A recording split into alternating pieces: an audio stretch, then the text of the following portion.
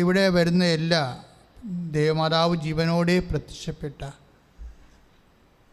അത് വെറുതെ പ്രത്യക്ഷപ്പെട്ടതല്ല, സമയഘടികാരം നെഞ്ചിൽ കാണിച്ചുകൊണ്ടാണ് പ്രത്യക്ഷപ്പെട്ടത്. സമയം ഇവിടെ ആരാധനയുടെ പ്രധാനപ്പെട്ട വിഷയമാണ്. അന്നു മുതലാണ്.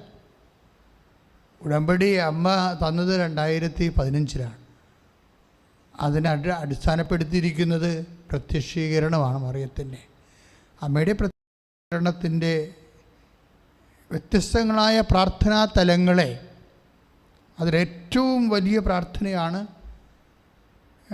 നമുക്ക് ലഭിച്ച ഉടമ്പടി പ്രാർത്ഥന എന്ന് പറയുന്നത്. ഉടമ്പടി പ്രാർത്ഥന ഈ ആഴ്ചയിൽ, ഓരോ ആഴ്ചയിലും, മാസമല്ല, ഒരു മാസം ചിലപ്പോൾ 5000 പേര് വരെ ഉടമ്പടി എടുക്കും. ലോകത്തിലുള്ള വ്യത്യസ്തമായ ഇടങ്ങളിൽ മലയാളികളും അല്ലാത്തവരുമായി വന്ന് ഇന്ന് ആശ്രയിക്കുന്ന മനുഷ്യൻ, ഈ ഭയങ്കരമായ സങ്കടകാലത്ത് ആശ്രയിക്കുന്ന ഒരു ഇടമാണിത്.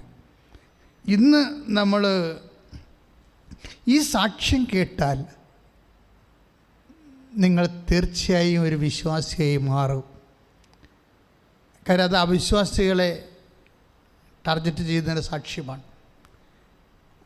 അതെന്താ സാക്ഷ്യം എന്ന് വെച്ച് കഴിഞ്ഞാൽ, അവർക്ക് ഡോക്ടർ അവരോട് പറഞ്ഞു, ഇനി ഈ ജന്മത്ത് നിങ്ങൾക്ക് കുഞ്ഞുങ്ങളെ കിട്ടത്തില്ല, ഈ ജന്മത്ത്.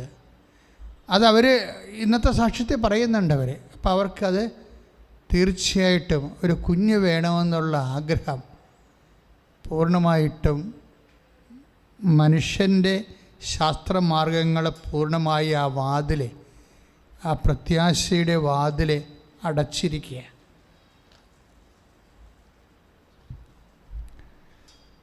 ആ പ്രത്യാശയുടെ വാതിൽ അടച്ചു കഴിഞ്ഞതിന് ശേഷം പിന്നെ മനുഷ്യൻ ശാസ്ത്രത്തിൻ്റെ വാതിലടച്ചാൽ, അപ്പോൾ അതോടുകൂടി അടഞ്ഞു പോണവരുണ്ട് ജീവിതത്തിൽ.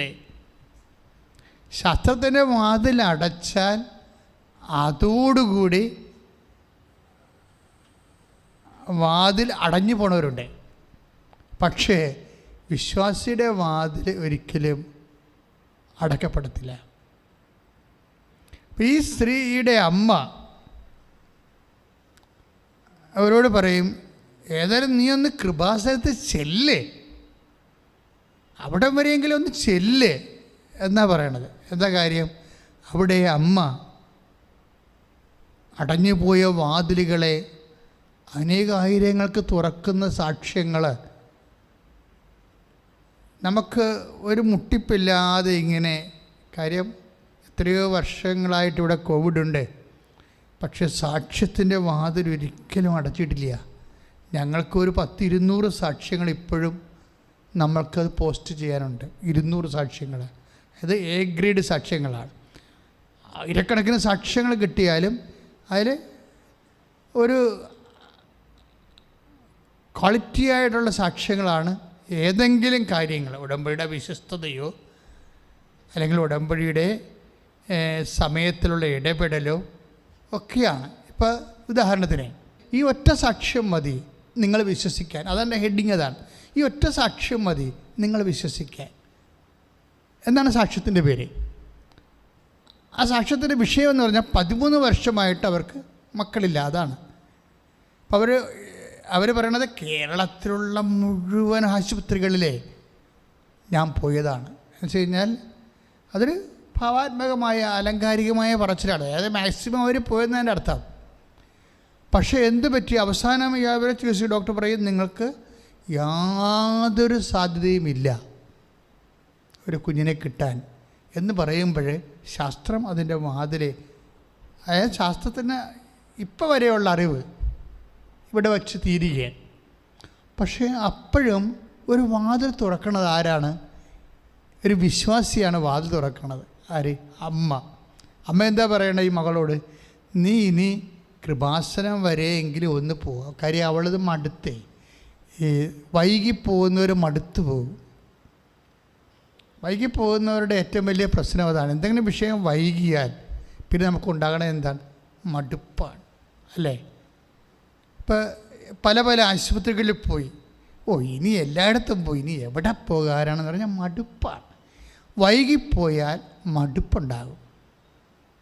അതുപോലെ തന്നെ ചിലപ്പോഴും നേരത്തെ ആയാൽ നമ്മൾ അപ്രതീക്ഷിതമായിട്ട് സ്വീകരിക്കാനുള്ള റിസെപ്റ്റിവിറ്റിയും ഉണ്ടാകത്തില്ല. ഇങ്ങനെ സമയത്തിന് രണ്ട് കാര്യങ്ങൾ സംഭവിക്കും. എന്താണ്? ചിലപ്പോൾ വൈകിപ്പോവും, ചിലപ്പോൾ നേരത്തെ ആകും.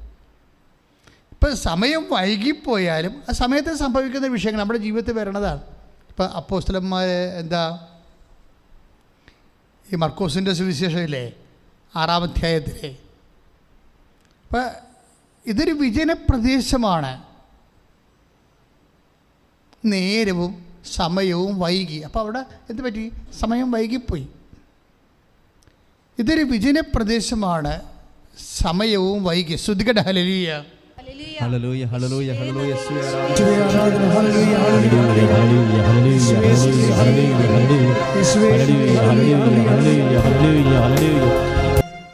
നേരം വൈകിയപ്പോൾ ശിഷ്യന്മാർ അവൻ്റെ അടുത്ത് വന്ന് പറഞ്ഞു, ഇതൊരു വിജന പ്രദേശമാണല്ലോ, സമയവും വൈകിയിരിക്കുന്നു. സമയത്തിനൊരു പ്രശ്നം അതാണ്. എന്താണ്? വൈകും. ഇപ്പം ഈ ചേച്ചിയുടെ വിഷയം എന്താണ്? സമയം വൈകിപ്പോയി. ഇപ്പം 38 വർഷമായിട്ട് വിവാഹം നടക്കാത്ത ആൾക്കാരില്ലേ? ഇവിടെ 50 വർഷമായിട്ട് വിവാഹം നടത്താക്കാത്ത ആൾക്കാരെ അമ്മ വിവാഹം കഴിപ്പിച്ചിട്ടുണ്ട്. ഇപ്പം സമയം വൈകിയെന്ന് പറഞ്ഞ സംഭവം കർത്താവിൻ്റെ പരിഗണനയിലില്ല. സമയം വൈകി. ഇപ്പം എന്നെ കേട്ടുകൊണ്ടിരിക്കുന്ന എല്ലാ മക്കളും ഓർക്കണം, ഇതൊരു വിജനപ്രദേശമാണ്. എന്ന് വെച്ച് കഴിഞ്ഞാൽ ഇനി സഹായിക്കാൻ ആരും ഇല്ല ഇവിടെ. വിജനപ്രദേശം എന്ന് വെച്ച് കഴിഞ്ഞാൽ കടകമ്പോളങ്ങളൊന്നുമില്ല, ഭക്ഷണം കൊടുക്കാൻ മാർഗമില്ല, അപ്പോൾ സഹായിക്കാൻ ആരുമില്ല. ഇപ്പം നമ്മുടെ ജീവിതത്തിലും സഹായിക്കാൻ ആരും ഇല്ല എന്ന് പറയുന്നൊരു നിമിഷം വരണം. നമ്മുടെ ജീവിതത്തിലും സഹായിക്കാൻ ആരുമില്ല എന്ന് പറയുന്ന ഒരു നിമിഷം വരും. അതിനാണ് വിജനപ്രദേശം എന്ന് പറയുന്നത്. ആരുമില്ലാത്ത അവസ്ഥ. ഇതൊരു വിജനപ്രദേശമാണ്. പിന്നെ എന്താ സംഭവിക്കുന്നത്? രണ്ട് കാര്യം. ഒരു മനുഷ്യന് പ്രതികൂലമാകാൻ സാധ്യതയുള്ളത് രണ്ട് കാര്യങ്ങളാണ്. ഒന്ന്, സ്ഥലം പ്രതികൂലമാകും. നമ്മൾ നിൽക്കുന്ന ഇടം പ്രതികൂലമായി മാറും. അതെല്ലായിടത്തും ഉണ്ട്. ഇപ്പോൾ ചില ആൾക്കാർ വന്നിട്ട് അച്ഛാ എങ്ങനെയെങ്കിലും ഒരു ട്രാൻസ്ഫർ കിട്ടാൻ വേണ്ടി പ്രാർത്ഥിക്കുന്നു പറയാം. എന്താണ്? അവിടെ സ്ഥലം പ്രതികൂലമായി മാറി. അല്ലെങ്കിൽ അവരുടെ വീട്ടിലെ അവസ്ഥ പ്രതികൂലമായി. പിള്ളേർ കശപിശ കുട്ടി. എന്തുമാത്രം ഭാര്യമാരാണെന്നറിയോ ഭർത്താക്കന്മാരെ വിളിച്ചു വരുത്തി വീട്ടിൽ നിർത്തിയിരിക്കുന്നത്? എന്താണ്?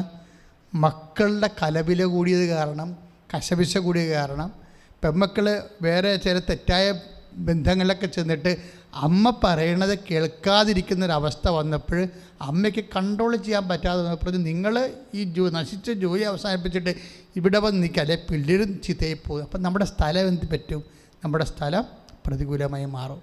മക്കളെ, അപ്പം തന്നെ പക്ഷേ ദൈവഹിതം അറിയണം. നമ്മൾ ഭാര്യ പറഞ്ഞെന്ന് കെട്ടിയെടുത്ത് ഇങ്ങോട്ട് പോരരുത്, അല്ലെങ്കിൽ ഭർത്താവ് പറഞ്ഞെന്ന് കെട്ടിയെടുത്ത് പോരരുത്. ഈ വിഷയത്തിലെല്ലാം ദൈവഹിതമുണ്ട്. എല്ലാ വിഷയങ്ങൾക്കും ദൈവഹിതം തിരക്കുന്ന ആളാണ് നീ എന്ന് വിചാരിച്ചോ?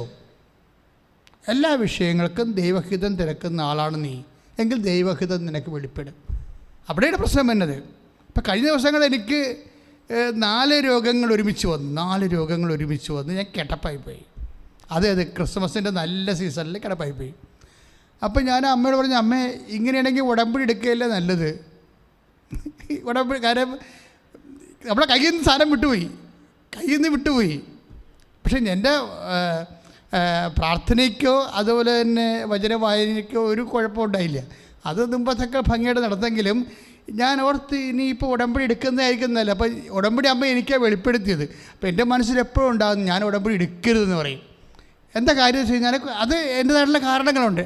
കാര്യം ഉടമ്പടി എടുക്കണം എന്ന് പറയുമ്പോൾ ഒരു വിഷയം നടക്കാൻ വേണ്ടി നമുക്ക് ലഭ്യമാകുന്ന അവസാനത്തെ സാധ്യത വരെ നമ്മൾ ദൈവത്തിൽ സമ്മർദ്ദം ചെലുത്തുന്ന ഒരു വിഷയമാണ്.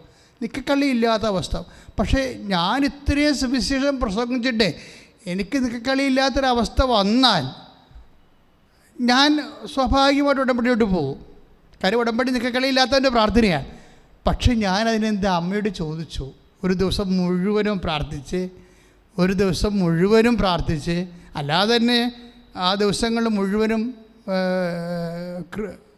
ആത്മീയമായ ക്രിസ്മസിന് മനസ്സുകൊണ്ട് ഒരുങ്ങി പ്രാർത്ഥിക്കുന്ന ദിവസങ്ങളാണ്. പക്ഷേ വചനം എടുത്തപ്പോൾ എന്നോട് പറഞ്ഞു, നോ, നീ ചിന്തിക്കേണ്ടത് മാനുഷികമായിട്ടാണ്. നിനക്കുള്ളത് എന്താണ്? മനുഷ്യപുത്രൻ ശത്രുകരങ്ങളിൽ അവരെ പീഡിപ്പിക്കപ്പെടുകയും ഏൽപ്പിക്കപ്പെടുകയും പീഡിപ്പിക്കപ്പെടുകയും ചെയ്യും.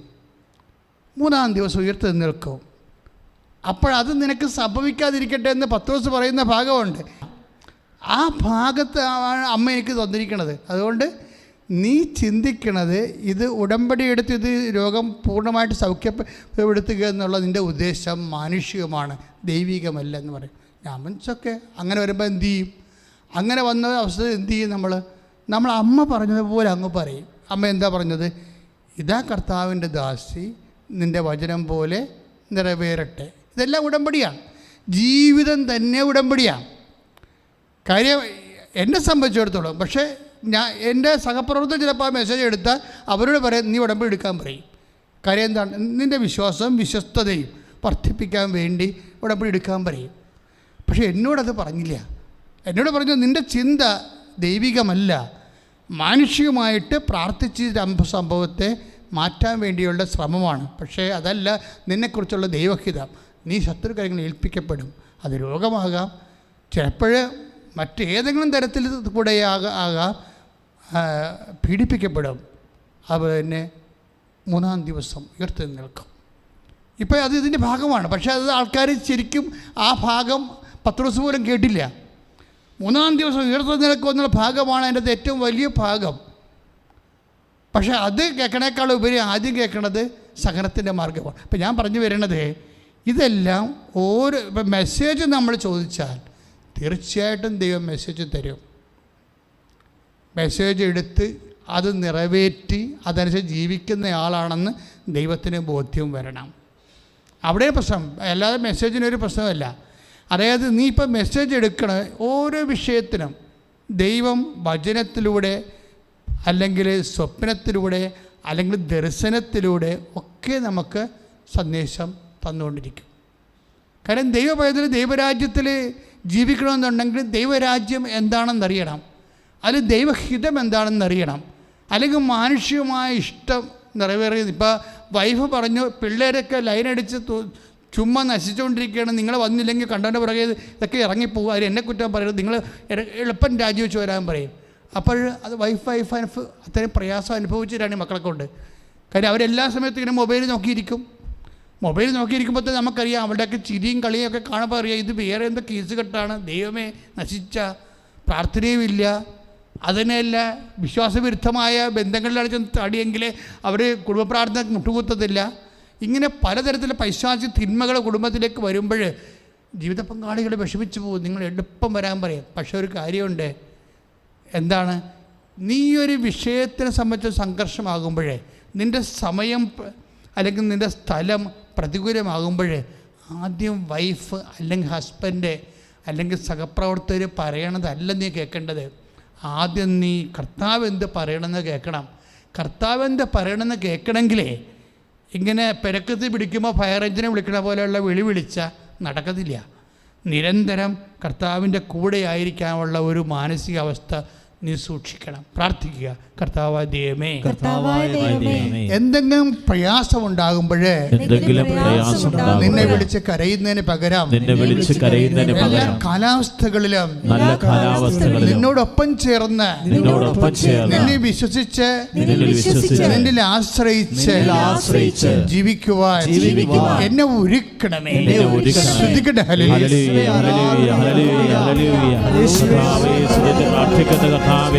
ജീവിത പ്രതികൂല സാഹചര്യങ്ങളെ കർത്താവേ പ്രിയപ്പെട്ടവരെ, എപ്പോഴും നമ്മൾ മനസ്സിലാക്കേണ്ട കാര്യം, ഒരിക്കലും ഒരു വിശ്വാസിയെ സംബന്ധിച്ചിടത്തോളം ഒരിക്കലും സമയം വൈകിട്ടില്ല. എന്താണ് കാരണം? ഇപ്പോൾ നമ്മൾ 6:35 മർക്കോസിൻ്റെ സുവിശേഷത്തിലെ 6:35 നമ്മൾ വായിച്ചത് എന്താണ്? ഇതൊരു വിജനപ്രദേശമാണ്, സമയവും വൈകിയിരിക്കുന്നു. പക്ഷേ നമുക്കറിയാം എന്താ സംഭവിച്ചതെന്ന്. ഈശോ അപ്പം വർദ്ധിപ്പിച്ചു. 5 അപ്പം 5000 പേർക്കായി ഭാഗിച്ചു. അപ്പോഴെന്താ സംഭവിച്ചു വെച്ച് കഴിഞ്ഞാൽ, ഈ വൈകിയ സമയം വൈകാത്ത പോലെ അവർക്ക് അനുഭവപ്പെട്ടു. അതെന്ത് വെളിച്ചത്തിലാണ്? കർത്താവിൻ്റെ സാന്നിധ്യമാണ്. നിൻ്റെ സമയം വൈകിയോ നേരത്തെയായോ എന്ന് നിശ്ചയിക്കുന്നത് ആരാണ്? ക്രിസ്തുവാണ്, നിൻ്റെ കർത്താവാണ്. അപ്പം ക്രിസ്തു നിൻ്റെ പക്ഷത്താണെങ്കിലേ ഒരു സമയത്തിനും നിനക്കെതിരെ നിൽക്കാൻ പറ്റത്തില്ല. പൗലോസ് അപ്പോസ്തലൻ ചോദിക്കണില്ലേ 8:32 റോമാലേഖനം, കർത്താവ് നമ്മുടെ പക്ഷത്താണെങ്കിൽ ആര് നമുക്കെതിരെ നിൽക്കുമെന്നാണ്. പക്ഷേ ആര് മാത്രമല്ല, എന്ത് നമുക്കെതിരെ നിൽക്കുമെന്ന് നമുക്ക് ചോദിക്കാം. കർത്താവ് നമ്മുടെ പക്ഷത്താണെങ്കിൽ എന്ത് നമുക്കെതിരെ നിൽക്കും എന്ന് വെച്ചാൽ സമയമോ നമുക്കെതിരെ നിൽക്കത്തില്ല. കർത്താവ് നിൻ്റെ കൂടെ ഉണ്ടെങ്കിൽ നിൻ്റെ സമയം വൈകിട്ടില്ല ദൈവവേദലേ. കർത്താവ് നിൻ്റെ കൂടെ ഉണ്ടെങ്കിൽ നിൻ്റെ സമയം നേരത്തെയും ആയിട്ടില്ല. കാര്യം എന്താണ്? വൈകിയതും വൈകിപ്പിക്കാത്തത് കർത്താവായ ദൈവമാണ്. പക്ഷേ എപ്പോഴും നമ്മൾ സുവിശേഷത്തിൽ കണ്ടുമുട്ടുന്ന ഒരു സത്യമുണ്ട്. അതായത് നേരത്തെ ആയാൽ, ഇപ്പോൾ യോഹന്നാൻ 2:3 നമ്മളത് ഉടമ്പടി വചനമുണ്ട്. എന്താണ്? എൻ്റെ സമയം ഇനിയും സമാഗതം ആയിട്ടില്ല. യോഹന്നാൻ 2:3 എന്താ വായിക്കണത്? എൻ്റെ സമയം ഇനിയും സമാഗതം ആയിട്ടില്ല. അപ്പം ആയിട്ടില്ല, സമയം ആയിട്ടില്ലെന്ന് പറഞ്ഞാലും സമയം നേരത്തെ ആണെന്ന് പറഞ്ഞാലും അത് ക്രമീകരിക്കുന്നത് ആരാണ്? ഈശോയാണ്. പക്ഷേ നമുക്കൊരു സത്യം മനസ്സിലായി. എന്താണ്? പരിശുദ്ധ അമ്മയുണ്ടെങ്കിൽ ശക്തമായൊരു മാധ്യസ്ഥം അവിടെ കിട്ടുമെന്ന്. വൈകിപ്പോയ സമയത്തിന് ശക്തമായൊരു മാധ്യസ്ഥം. ഇപ്പം 13 വർഷമായി അവർക്ക് മക്കളില്ല. മക്കളില്ല വന്നപ്പോൾ എന്ത് സംഭവിച്ചത്? അവരിവിടെ വന്ന് അവരോട് പറഞ്ഞു, ഇനി ഞാൻ കേരളത്തിൽ എനിക്ക് പോകാൻ ആശുപത്രിയില്ല എന്നാണ് പറഞ്ഞിരിക്കണേ. പക്ഷേ ഇവിടെ വന്ന് പ്രാർത്ഥിച്ചുകൊണ്ട് നിൽക്കുന്ന സമയത്ത് ഞാൻ ക്ലാസ്സിൽ കുറേ ആൾക്കാരങ്ങനെ പ്രാർത്ഥിച്ചുകൊണ്ടിരിക്കുകയാണ്. ഒരു സെക്കൻഡ് പ്രാർത്ഥിച്ചുകൊണ്ടിരിക്കുകയാണ്. അപ്പോൾ ഇവിടെ നിലയം വിളിച്ചിരിക്കണം കണ്ടപ്പോൾ ഇവിടെ വിളിച്ചു, എന്താ പറ്റും മോളെ? എനിക്ക് 13 വർഷമായിട്ട് മക്കളില്ല. അപ്പോൾ നീ പോയിക്കോ, കർത്താവ് നിനക്ക് കുഞ്ഞിനെ തരും. ഒറ്റ വാക്കാണ്. ആ 1 മാസം അവൾ ഗർഭിണിയാവും. അതായത് അച്ഛൻ്റെ വാക്കെന്നല്ല പ്രശ്നം. ഞാനൊരു വാക്ക് പറയുമ്പോൾ ആരെ ആശ്രയിച്ചാണ് അത് പറയണത്? കർത്താവിനെ ആശ്രയിച്ചാണ്. അതാണ് ഞാൻ ഈ ഒറ്റ സാക്ഷ്യം കേട്ടാൽ മതി ഏതവിശ്വാസിയും വിശ്വാസിയാകുന്നു. എന്താ കാര്യം? ക്രിസ്തു ഇന്നും ജീവിക്കുന്നു. ഞാൻ ആ വാക്ക് പറയണത് എൻ്റെ വാക്കിൻ്റെ മധ്യസ്ഥ ആരാണ്? പരിശുദ്ധ അമ്മയാണ്. പരിശുദ്ധ അമ്മയുടെ മധ്യസ്ഥത്തിലാണ് യേശുനാമത്തിൽ പറയണത്. അങ്ങനെ ആര് ഞാൻ തന്നെയല്ല, ആര് അഭിഷിക്തരാകാം, അഭിഷിക്തരല്ലാത്തവരാകാം. നീ കടുത്ത വിശ്വാസത്തിൽ ദൈവത്തിൻ്റെ മുമ്പിൽ ദൈവനാമത്തിൽ പറഞ്ഞാൽ വിശ്വസിക്കുന്നവരുടെ കൂടെ എന്നല്ല പറയണത്, ഈ അടയാളം ഉണ്ടായിരിക്കുമെന്ന്. വിശ്വസിക്കുന്ന കൂടെ ഉണ്ടാകുന്ന ഒരു വിഷയം എന്താണ്? അടയാളമാണ്. അപ്പോൾ 16:17 മർക്കോസിൻ്റെ സുവിശേഷം, വിശ്വസിക്കുന്നവരുടെ കൂടെ ഈ അടയാളമുണ്ടാകും. അപ്പോൾ വിശ്വസിക്കുന്ന കൂടെ എപ്പോഴും അടയാളമുണ്ടാകും. ഒരാളുടെ ജീവിതത്തിൽ അടയാളമില്ലെങ്കിൽ വിശ്വാസിയാണോ അല്ലെന്ന് ഒരു സംശയം ഉണ്ടാകും. കാര്യം എന്താണ്? വിശ്വാസയുടെ കൂടെ അടയാളമുണ്ടാകും. വിശ്വാസ പ്രാർത്ഥിക്കുക. കർത്താവായ ദൈവമേ, ഞാൻ അങ്ങയുടെ വിശ്വാസിയായി തുടരുകയാണ്. എൻ്റെ ജീവിതത്തിലും അടയാളങ്ങൾ ലഭിച്ചുകൊണ്ട് എൻ്റെ വിശ്വാസത്തെ നീ അടയാളങ്ങളാൽ സ്ഥിരീകരിക്കണമേ. ഓ കർത്താവേ, എൻ്റെ വിശ്വാസത്തെ നീ അടയാളങ്ങളാൽ സ്ഥിരീകരിക്കണമേ.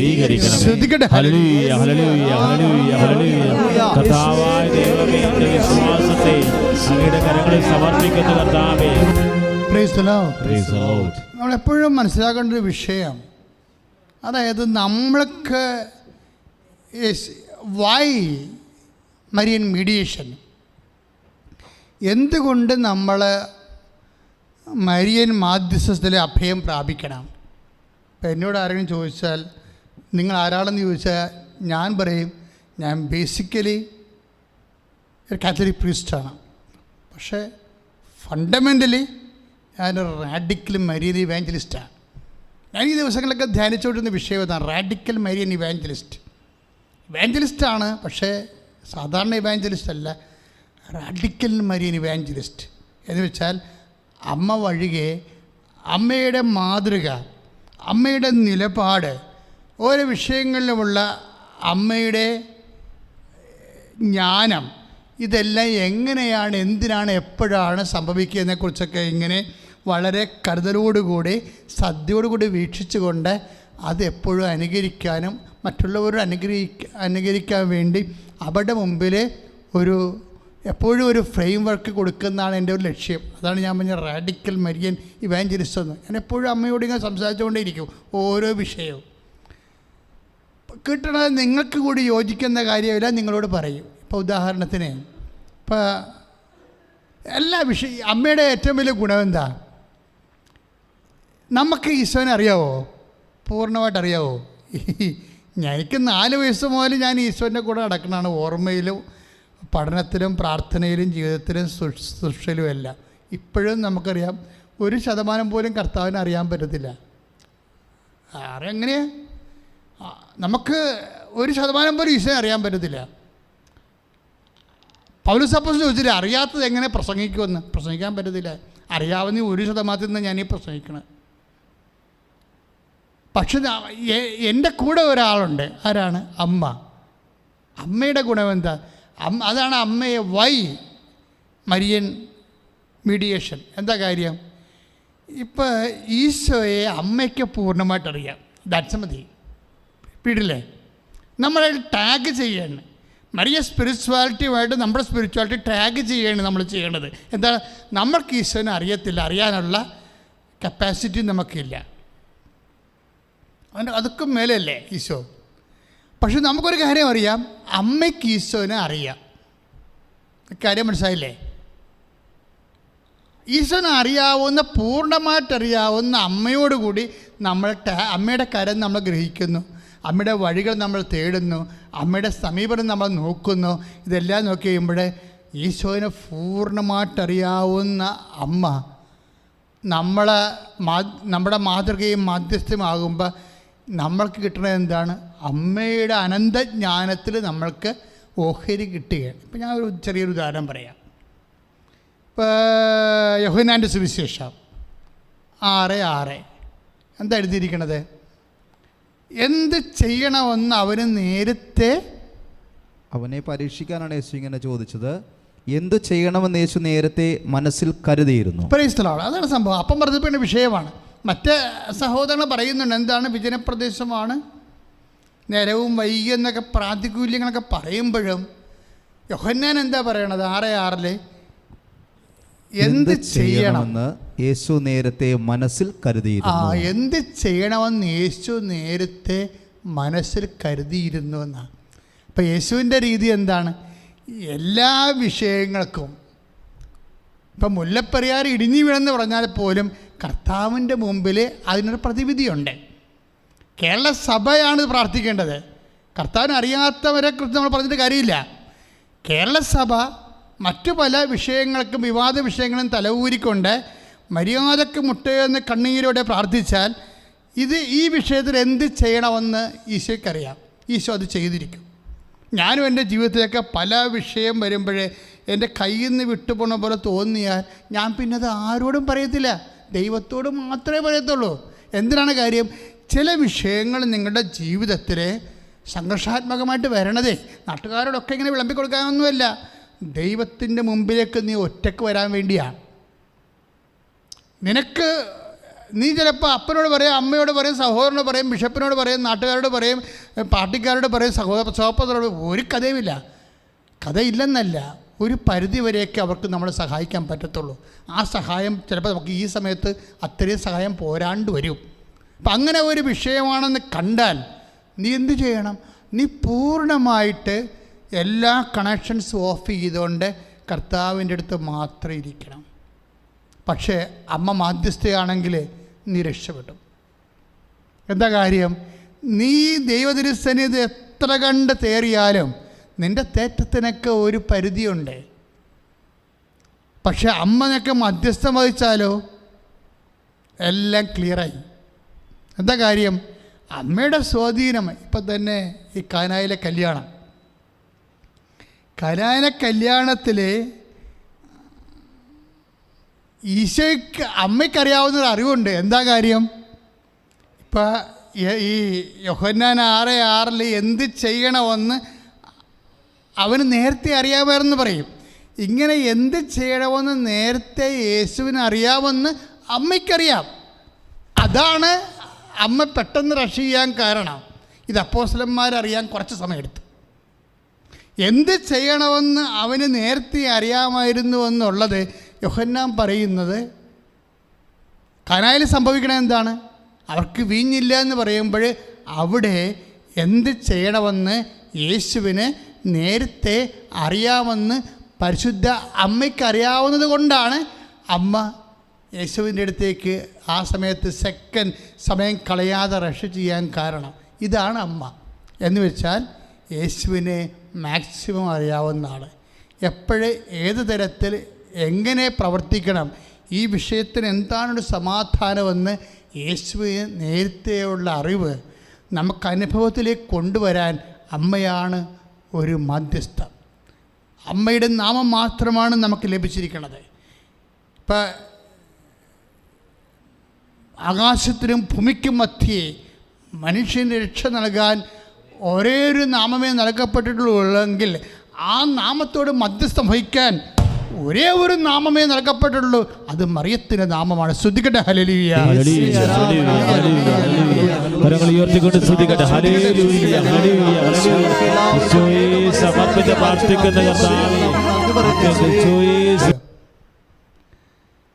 ഇപ്പോൾ ഉടമ്പടി സമയത്തിൻ്റെ പ്രാർത്ഥനയാണ് അല്ലേ?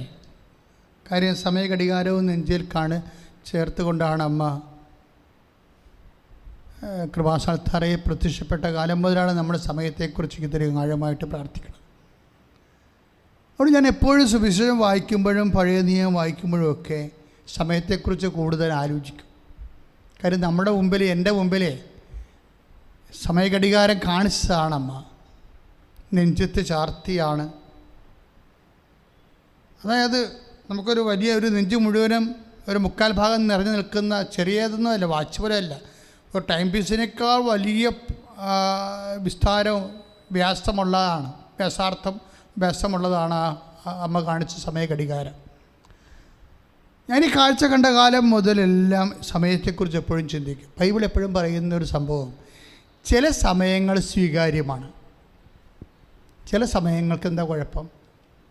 സ്വീകാര്യമല്ല. ഇപ്പം സ്വീകാര്യമായ സമയമുണ്ട്, സ്വീകാര്യമല്ലാത്ത സമയമുണ്ട്. ഇപ്പം ചില സമയങ്ങൾ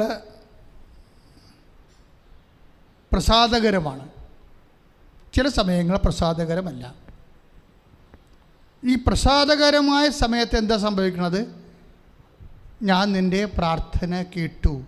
ഇപ്പം 2 കൊറിന്തോസ് 2:6-2 2 കൊറിന്തോസ് 6:2 അവിടുന്ന് അരുളി ചെയ്യുന്നു, സ്വീകാര്യമായ സമയത്ത് ഞാൻ നിന്റെ പ്രാർത്ഥന കേട്ടു.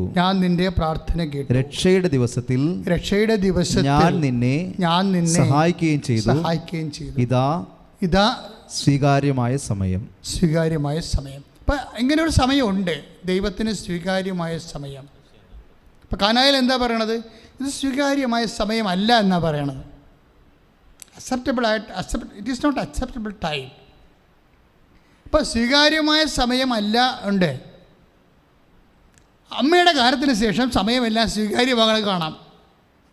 ഇപ്പം യേശു ഈ ദിവസങ്ങളിലൊക്കെ തിരുപ്പിറവിയുടെ സന്ദേശം നൽകിയപ്പോൾ അക്രൈസ്തവരായ സഹോദരങ്ങൾ പോലും അവരുടെ ടി വികളിലെല്ലാം പറഞ്ഞത്, ക്രിസ്മസ് മെസ്സേജിന് പറയണത്, ക്രിസ്തു കാലത്തെ 2 ഭാഗിച്ചു എന്നാണ്.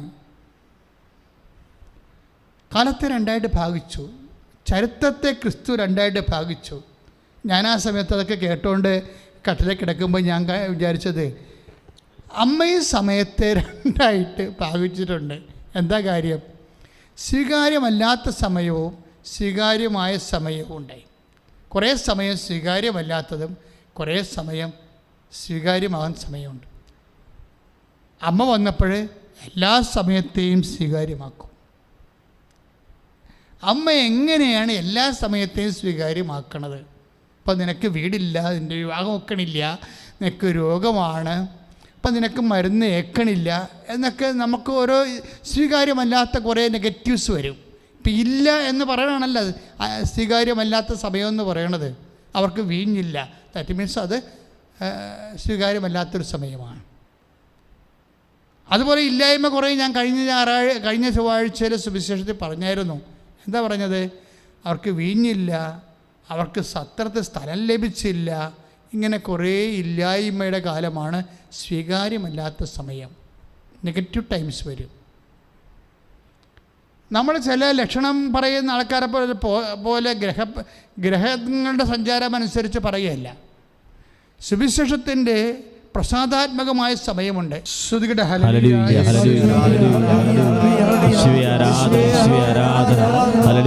ഐസയ്യ 49:8 കർത്താവ് അരുളി ചെയ്യുന്നു, പ്രസാദകരമായ കാലത്ത് നിനക്ക് ഞാൻ ഉത്തരമരുളി, രക്ഷയുടെ ദിവസത്തിൽ ഞാൻ നിന്നെ സഹായിച്ചു. അങ്ങനൊരു കാലമുണ്ട്. ഐസയ്യ 49:8 കർത്താവ് അരുളി ചെയ്യുന്നു, പ്രസാദകാലത്ത് ഞാൻ നിനക്ക് ഉത്തരമരുളി. അപ്പം പ്രസാദപരമായ കാലമുണ്ട്. ഇത് തന്നെയാണ് 2 കൊറിന്തോസിൻ്റെ 6:2 നമ്മൾ വായിച്ചത്. എന്താ വായിച്ചത്? സ്വീകാര്യമായ സമയത്ത് ഞാൻ നിൻ്റെ പ്രാർത്ഥനയ്ക്ക് ഉത്തരമരുളി. ഇപ്പം 2 സമയം വന്ന് കണ്ടില്ലേ? എന്താണ്?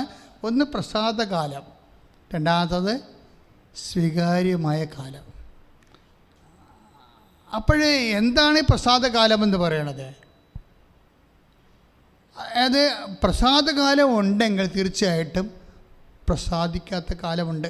ഐസയുടെ കാലത്ത്, എലീഷയുടെ കാലത്ത്, ഏലിയായുടെ കാലത്ത് സ്വർഗം അടച്ചു കളഞ്ഞില്ലേ?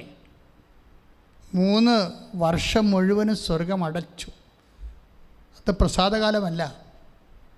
ജനങ്ങളുടെ പാപം പെരുകിയപ്പോഴാണ് സ്വർഗം അടച്ചത്. അതിനിപ്പോൾ ഐസയ്യ 49:8 പറയണത് എന്താ പറയണത്? കർത്താവ് അരുളി ചെയ്യുന്നു, പ്രസാദകാലത്ത് ഞാൻ നിനക്കുത്തരമരുളി, രക്ഷയുടെ ദിവസത്തിൽ ഞാൻ നിന്നെ സഹായിച്ചു. സി, അപ്പോൾ എന്നെ കേട്ടുകൊണ്ടിരിക്കുന്ന ദൈവ പൈതലേ, അപ്പം നീ ഓർക്കും, ഓ ശരി, അച്ഛൻ പറഞ്ഞത് ശരി. ഇപ്പം എൻ്റെ പ്രാർത്ഥന ഒന്നും കേൾക്കാത്തതിൻ്റെ കാരണം സ്വീകാര്യമായ സമയം അല്ലാത്തത് കൊണ്ടായിരിക്കും. അച്ഛൻ പറഞ്ഞു ശരി, എൻ്റെ ഈ രോഗം ഇപ്പോൾ വിട്ടു മാറാത്തതിൻ്റെ കാരണം, എൻ്റെ കല്യാണം നടക്കാത്തതിൻ്റെ കാരണം, എനിക്ക് കുട്ടി ഉണ്ടാവാത്തതിൻ്റെ കാരണം ഇത് പ്രസാദകരമായ കാലമല്ലാത്തതായിരിക്കും. അവിടെയാണ് പ്രശ്നം. ഇത് അമ്മയ്ക്ക് മുമ്പ് എഴുതിയ സുവിശേഷ ഭാഗങ്ങളാണ്. അമ്മയുടെ കാലത്തോട് ഇത് അവസാനിക്കുകയാണെന്നാണ് സുവിശേഷം പറയണത്. ഈ വചനഭാഗങ്ങളെല്ലാം ഏതാണ്? അമ്മയ്ക്ക് മുമ്പ് എഴുതപ്പെട്ടതാണ്. അമ്മയുടെ കാലമത്തോടു കൂടി ആദ്യത്തെ അടയാളം കാണിക്കാൻ പോകുകയാണ് ഈശോ. എൻ്റെ ദൈവപൈതലേ, ഇനി ഭൂമിയെ ഒരു പ്രളയം കൊണ്ട് ഞാൻ നശിപ്പിക്കുകയില്ലെന്ന് വാഗ്ദാനം ചെയ്ത കർത്താവ് ഇപ്പോൾ വചനം മാംസമായി കാനായിലെ കല്യാണ കുടുംബത്തിൽ നിൽക്കുമ്പോഴാണ് അവിടെ വീണ്ടും ഒരു വിഷയം. എന്താ വിഷയം? അവിടെ വീഞ്ഞ് തീർന്നു പോകുന്നു, അവർക്ക് സങ്കടകാലം വരാൻ പോകുന്നു. എന്താ സംഭവം? ഈ വിഷയത്തിൽ അമ്മ ഇടപെടുത്ത് പെടുന്നത് എന്താണ്? പ്രസാദകരമായ കാലത്ത്, പ്രസാദകരമല്ലാത്തൊരു കാലം, അല്ലെങ്കിൽ നേരത്തെ പറഞ്ഞതുപോലെ സ്വീകാര്യമല്ലാത്ത ഒരു കാലം. എൻ്റെ സമയം ഇനി സമാഗതമായിട്ടില്ലെന്ന് യോഹന്നാൻ 2:3 പറയുമ്പോൾ സ്വീകാര്യമല്ലാത്തൊരു സമയമാണ്. കാര്യം എന്താണ്? നേരത്തെ ആയിപ്പോയി. അപ്പോൾ വൈകിപ്പോയാലും സ്വീകാര്യമല്ലാതെ വരും, നേരത്തെ ആയാലും സ്വീകാര്യമല്ലാതെ വരും. പക്ഷേ പരിശുദ്ധമ്മ മധ്യസ്ഥനുണ്ടെങ്കിൽ ഏത് സ്വീകാര്യമല്ലാത്ത സമയത്തെയും സ്വീകാര്യമാക്കുകയും ഏത് പ്രസാദകരമല്ലാത്ത സാഹചര്യത്തെ പ്രസാദകരമാക്കുകയും ചെയ്യുന്നത് മറിയത്തിൻ്റെ മധ്യസ്ഥമാണ്. ശ്രുതികട്ടെ, ശ്രുതികട്ടെ, ഹല്ലേലൂയ, ഹല്ലേലൂയ, ഹല്ലേലൂയ. കരങ്ങൾ ഉയർത്തിക്കൊണ്ട് ശ്രുതികട്ടെ. ഹല്ലേലൂയ, ഹല്ലേലൂയ. യേശുവേ നന്ദി കർത്താവേ. കർത്താവേ, അമ്മയുടെ മാധ്യസ്ഥ ഉടമ്പടി ഓരോ മകനെയും മകളുടെയും ജീവിതത്തിലെ സമയബന്ധിതമായ ഇടപെടുന്നതിനെ ഓർത്ത് നന്ദി പറയുന്ന കർത്താവേ. കർത്താവേ സ്തുതിച്ച് പ്രാർത്ഥിക്കുന്ന കർത്താവേ, വ്യത്യസ്തമായ ഭൂഖണ്ഡങ്ങളിൽ ഇരുന്നു കൊണ്ട് ഈ ശുശ്രൂഷ ലൈവായി ഉണ്ടായിരിക്കും. ഈ വചന പ്രഘോഷണം നിങ്ങൾ വളരെയേറെ ശ്രദ്ധിക്കണം. അതായത് എപ്പോഴും കൃപാസനത്തിലേക്ക് നൽകുന്നത് how to do it, what is the know how of getting grace. ആ രീതിയിലാണ് ഈ വചനം ധ്യാനിച്ച് പോകുന്നത്. ഞാൻ അങ്ങനെ പ്രാർത്ഥിക്കണത്, അങ്ങനെ ധ്യാനിക്കണത്, അങ്ങനെ നിങ്ങൾക്ക് തരണത്. അതായത് ഇപ്പോൾ അസ്വീകാര്യമായ സമയമുണ്ട്, പ്രസാദാത്മകമായ സമയമുണ്ട്, പക്ഷേ നോ ടെൻഷൻ, നമ്മൾ ടെൻഷൻ അടിക്കത്തില്ല. എന്താ കാര്യം? നമുക്കൊരു മരിയൻ വേ ഉണ്ട്. ഇപ്പം ഞാൻ അമ്മയെക്കുറിച്ച് പറയുമ്പോൾ നിങ്ങൾ ഓർക്കരുത് കർത്താവിൻ്റെ ഒപ്പം ഞാൻ പാരലായിട്ട് അമ്മയെ കൊണ്ടുവരികയാണ്. നോ, നെവർ നോട്ട്, ഒരിക്കലുമല്ല. എന്താണ് അമ്മ അവിടെ ഈ സ്വീകാര്യമായ അല്ലാത്ത സമയത്തെ സ്വീകാര്യമാക്കുന്നതിന് അമ്മ ഉപയോഗിച്ച ടെക്നിക്ക് എന്താണെന്ന് നിങ്ങൾ അറിയണം. അത് പരിശുദ്ധാത്മാവിന് അനന്ത ജ്ഞാനത്തിൽ നിന്ന് കിട്ടുന്ന ടെക്നിക്കാണ്. എന്താണ് പരിശുദ്ധ അമ്മ പ്രസാദകരമല്ലാത്ത ഒരു സമയത്തെ പ്രസാദകരമാക്കാൻ അമ്മ എന്താണ് ചെയ്യണതെന്ന് നിങ്ങൾ അറിയണം. അല്ലാതെ യേശുവിന് പാരലായിട്ട് ഒരു സഖരക്ഷകയായിട്ട് പോലും അല്ല ഞാൻ അമ്മയെ അവതരിപ്പിക്കുന്നത്. മറിച്ച് ഒരുപക്ഷെ ഒരു കാലത്ത് സഭ അത് തിരിച്ചറിയുമെന്ന് ഞാൻ പ്രതീക്ഷിക്കുക. പ്രാർത്ഥിക്കുമ്പോൾ, പ്രാർത്ഥനയിൽ സഭ പുരോഗമിക്കുമ്പോൾ അങ്ങനെയുള്ള സത്യങ്ങൾ ദൈവം സഭയ്ക്ക് വെളിപ്പെടുത്തുമായിരിക്കും. പക്ഷേ ഞാനിവിടെ പറയുന്ന വിഷയം എന്താണ്?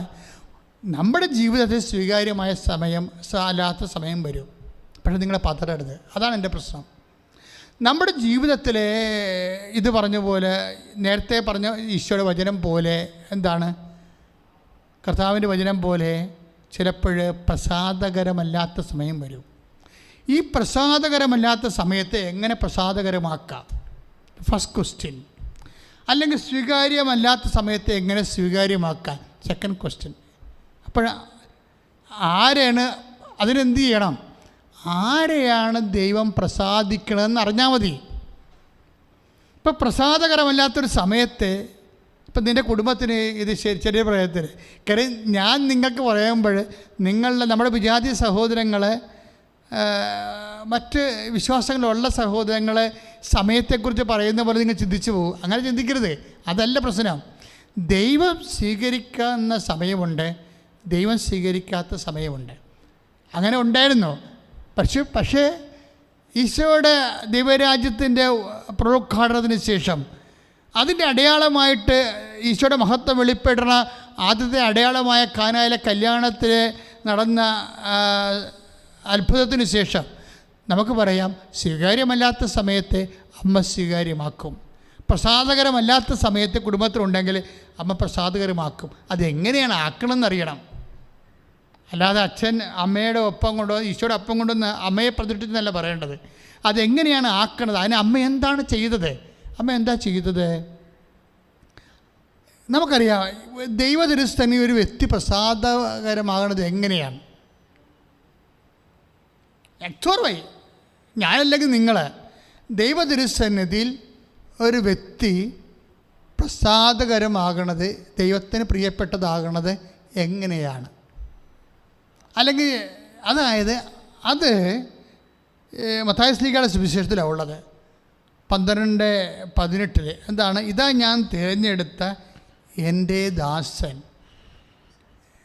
എൻ്റെ ആത്മാവ് പ്രസാദിച്ച എൻ്റെ പ്രിയപ്പെട്ടവൻ, എൻ്റെ ആത്മാവ് പ്രസാദിച്ച എൻ്റെ പ്രിയപ്പെട്ടവൻ, ഞാൻ അവൻ്റെ മേൽ എൻ്റെ ആത്മാവിനെ അയക്കും, ഞാൻ അവൻ്റെ മേൽ എൻ്റെ ആത്മാവിനെ അയക്കും. Price the Lord. അതായത് ഇതാ ഞാൻ തിരഞ്ഞെടുത്ത എൻ്റെ ദാസൻ ബൈബിളിലെ ഏറ്റവും വലിയൊരു വാക്കാണ്, ഏറ്റവും വലിയ പദവിയാണ്. എന്താണ് ദാസൻ ഓർ ദാസി? എല്ലാവരെയും ദൈവം ദാസനെന്ന് വിളിക്കത്തില്ല, എല്ലാവരെയും ദൈവം ദാസിയെന്നും വിളിക്കത്തില്ല. നമ്മൾ പറയുന്ന മാനുഷികമായ അടിമത്തത്തിൻ്റെ രീതിയിലുള്ള ദാസനും ദാസ്യമല്ല ബൈബിളിലെ ദാസനും ദാസിയും. ബൈബിളിലെ ദാസൻ എന്ന് പറയണത് നമുക്കറിയാം എന്താണ്? ഇതാ ഞാൻ തിരഞ്ഞെടുത്ത, ഇപ്പം മത്തായി ശ്ലീഹയുടെ സുവിശേഷം 12:18 ഇതാ ഞാൻ തിരഞ്ഞെടുത്ത എൻ്റെ ദാസൻ, എൻ്റെ ആത്മാവ് പ്രസാദിച്ച എൻ്റെ പ്രിയപ്പെട്ടവൻ, എൻ്റെ ആത്മാവ് പ്രസാദിച്ച എൻ്റെ പ്രിയപ്പെട്ടവൻ. അപ്പം ആത്മാവ് പ്രസാദിച്ച ആളിനാണ് ദാസൻ. അവിടെയാണ് വിഷയം. അപ്പം അല്ലെങ്കിൽ ദാസൻ്റെ മേലാണ് ആത്മാവ് പ്രസാദിക്കണത്. അപ്പോൾ നമ്മൾ ചോദിക്കും, ആരാണ് ദാസൻ, ആരാണ് ദാസി? ആരാണ് ദാസൻ, ആരാണ് ദാസി എന്നറിയാൻ ശരിക്കും പറഞ്ഞാൽ വിശുദ്ധ ലൂക്കാസ് വിശേഷമാണ് നല്ലത്. എന്താ കാര്യം? അമ്മ ഇതുപോലെ ഒരു പ്രത്യേക പ്രതിസന്ധിയിൽ ദൈവത്തോട് ചോദിക്കുന്ന ചോദ്യമാണ്, ഇതെങ്ങനെ സംഭവിക്കും? വിശുദ്ധ ലൂക്കാസ് വിശേഷം 1:34. അച്ഛൻ ഇടയ്ക്കിടയ്ക്ക് പറയാമെന്നാണ്. കാര്യം നമ്മുടെ ഉടമ്പടിയുടെ ഭയങ്കരമായ ഒരു വചനമാണത്. അതാണ് ഇതെങ്ങനെ സംഭവിക്കും. ഇപ്പോൾ 13 വർഷമായിട്ട് മക്കളില്ല. ഡോക്ടർ പറഞ്ഞു, കേരളത്തിലുള്ള എല്ലാ ആശുപത്രിയിലും പോയെന്നവർ പറയുന്നു, ഡോക്ടർ പറഞ്ഞു ഇനി നിങ്ങൾക്ക് ഈ ജന്മത്തിൽ മക്കളെ കിട്ടാൻ സാധ്യതയില്ല. അപ്പോഴവളുടെ അമ്മ പറയും, നീ കൃപാസനം വരെ ഒന്ന് പോയി നോക്ക്. അപ്പോൾ അവൾ ചോദിക്കുന്ന ചോദ്യമാണ്, ഇതെങ്ങനെ സംഭവിക്കും? കാര്യം ഞാൻ ചെയ്യാവുന്ന എല്ലാം ചെയ്ത് നേരത്തെ കാഴ്ച എല്ലാം കഴിഞ്ഞു, ഇനി എന്ത് ചെയ്യാനാണ്, എങ്ങനെ സംഭവിക്കാനാണ്? പക്ഷെ അതിന് ദൈവത്തിന് 2 ഉത്തരമില്ല, ഒറ്റ ഉത്തരമേ ഉള്ളൂ. എങ്ങനെ സംഭവിക്കുമെന്ന് ചോദിക്കുന്ന ചോദ്യത്തിന് ഒറ്റ ഉത്തരമേ ദൈവത്തിനുള്ളത്. എന്താണ് ദൈവത്തിൻ്റെ ഉത്തരം? പരിശുദ്ധാത്മാവ് നിൻ്റെ മേൽ വരും. ലൂക്കാസ് വിശേഷം 1:35. പരിശുദ്ധാത്മാവ് നിൻ്റെ മേൽ വരും. ഏറ്റു പറഞ്ഞേ, പരിശുദ്ധാത്മാവ് നിൻ്റെ മേൽ വരും. അത്യുന്നതന്റെ ശക്തി നിന്നിൽ പ്രവർത്തിക്കും. Praise the Lord. അപ്പോൾ ഈ മാനുഷികമായ പ്രവർത്തനമൊന്നുമില്ല, ശാസ്ത്രത്തിൻ്റെ പ്രവർത്തനമൊന്നുമില്ല, ഔഷധത്തിൻ്റെ പ്രവർത്തനമൊന്നുമില്ല. എന്താ സംഭവം? ബൈബിള് 2 തരം പ്രവർത്തനങ്ങളെ പറയുന്നുണ്ട്. ലോകം ഒറ്റ പ്രവർത്തനങ്ങളെ പറയുന്നുള്ളൂ, മാനുഷികമായ പ്രവർത്തനങ്ങളെ പറയുന്നുള്ളൂ. ഒന്നെങ്കിൽ ശാസ്ത്രം, അല്ലെങ്കിൽ ശേഷി, അല്ലെങ്കിൽ ശേമുഷി, ഒന്നെങ്കിൽ മണി, അല്ലെങ്കിൽ മസിൽ. ഇങ്ങനെയുള്ള പ്രവർത്തനമേ മാനുഷികമായിട്ടുള്ളൂ. അവിടെ അത് നടന്നില്ലെങ്കിൽ ആ സംഭവം സ്റ്റോപ്പ് ചെയ്യും. പക്ഷേ വിശുദ്ധ ഗ്രന്ഥം എന്താ പറയണത്? നിങ്ങളുടെ ഈ നാളെ ചത്തുപോണ മനുഷ്യനെക്കുറിച്ച് പറയുന്ന വിഷയമല്ല. 2 തരം ശക്തിയുണ്ട്. ഒന്ന് മാനുഷികമായ ലോകത്തിൻ്റെ ശക്തി, മറ്റേതെന്താണ്? ഉന്നതത്തിൻ്റെ ശക്തി. അതാണ് അമ്മ ചോദിക്കുമ്പോൾ ഇതെങ്ങനെ സംഭവിക്കുമെന്ന് ചോദിക്കുമ്പോൾ ലൂക്കാ 1:35 മാലാഖ പറയുന്ന മറുപടി എന്താണ്? പരിശുദ്ധാത്മാവ് നിൻ്റെ മേൽ വരും. ഇപ്പം ഞാൻ ആ മകളോട് പറഞ്ഞില്ലേ, കേരളത്തിൽ എല്ലാ ആശുപത്രിയിലും പോയി മകളെ എന്ന് പറയുമ്പോൾ അവൾ നിലവിളിക്കുമ്പോൾ എന്താണ് പറയണത്? നീ പൊയ്ക്കൊള്ളുക, കർത്താവ് നിനക്ക് കുഞ്ഞിനെ തരും. അതെന്താ പറയണത്? അത്യുന്നതൻ്റെ ശക്തിയിലാണ് പറയണത്. അത് ബൈബിളിൽ 2000 കൊല്ലം നമ്മൾ സംഭവിച്ചതല്ല, കൃപാസനത്തിൽ 1 കൊല്ലം മുമ്പ് സംഭവിച്ച വിഷയമാണ്. ഇതാണ് വിഷയം വന്നത്. ഇത് ഒറ്റപ്പെട്ട വിഷയമല്ല, ഇതുതന്നെയാണ് വിഷയങ്ങളെല്ലാം. ഓരോ സാക്ഷ്യവും നിങ്ങൾ കേട്ടോ നിൽക്കൂ, ഓരോ സാക്ഷ്യവും നിങ്ങൾ കേട്ടോ നിൽക്കൂ. ആൾക്കാർ കൃപാസനത്തിൽ ഇപ്പോൾ എന്തിനാണ് വരണമെന്ന് ചോദിച്ചു കഴിഞ്ഞാൽ സാക്ഷ്യം പറയാനുണ്ടേ എന്ന് ഞാൻ വരുന്നത്. സാക്ഷ്യം പറയാനുണ്ടേ. എന്നിട്ട് അവരെന്ത് വീറോടും വാശിയോടും കൂടിയാണ് അവർ സാക്ഷ്യം പറയണത്. ആരെയൊക്കെ തോൽപ്പിച്ച പോലെയാണ് സാക്ഷ്യം പറയണത്. അവർ തോൽപ്പിച്ചത് ആരെയാണ്?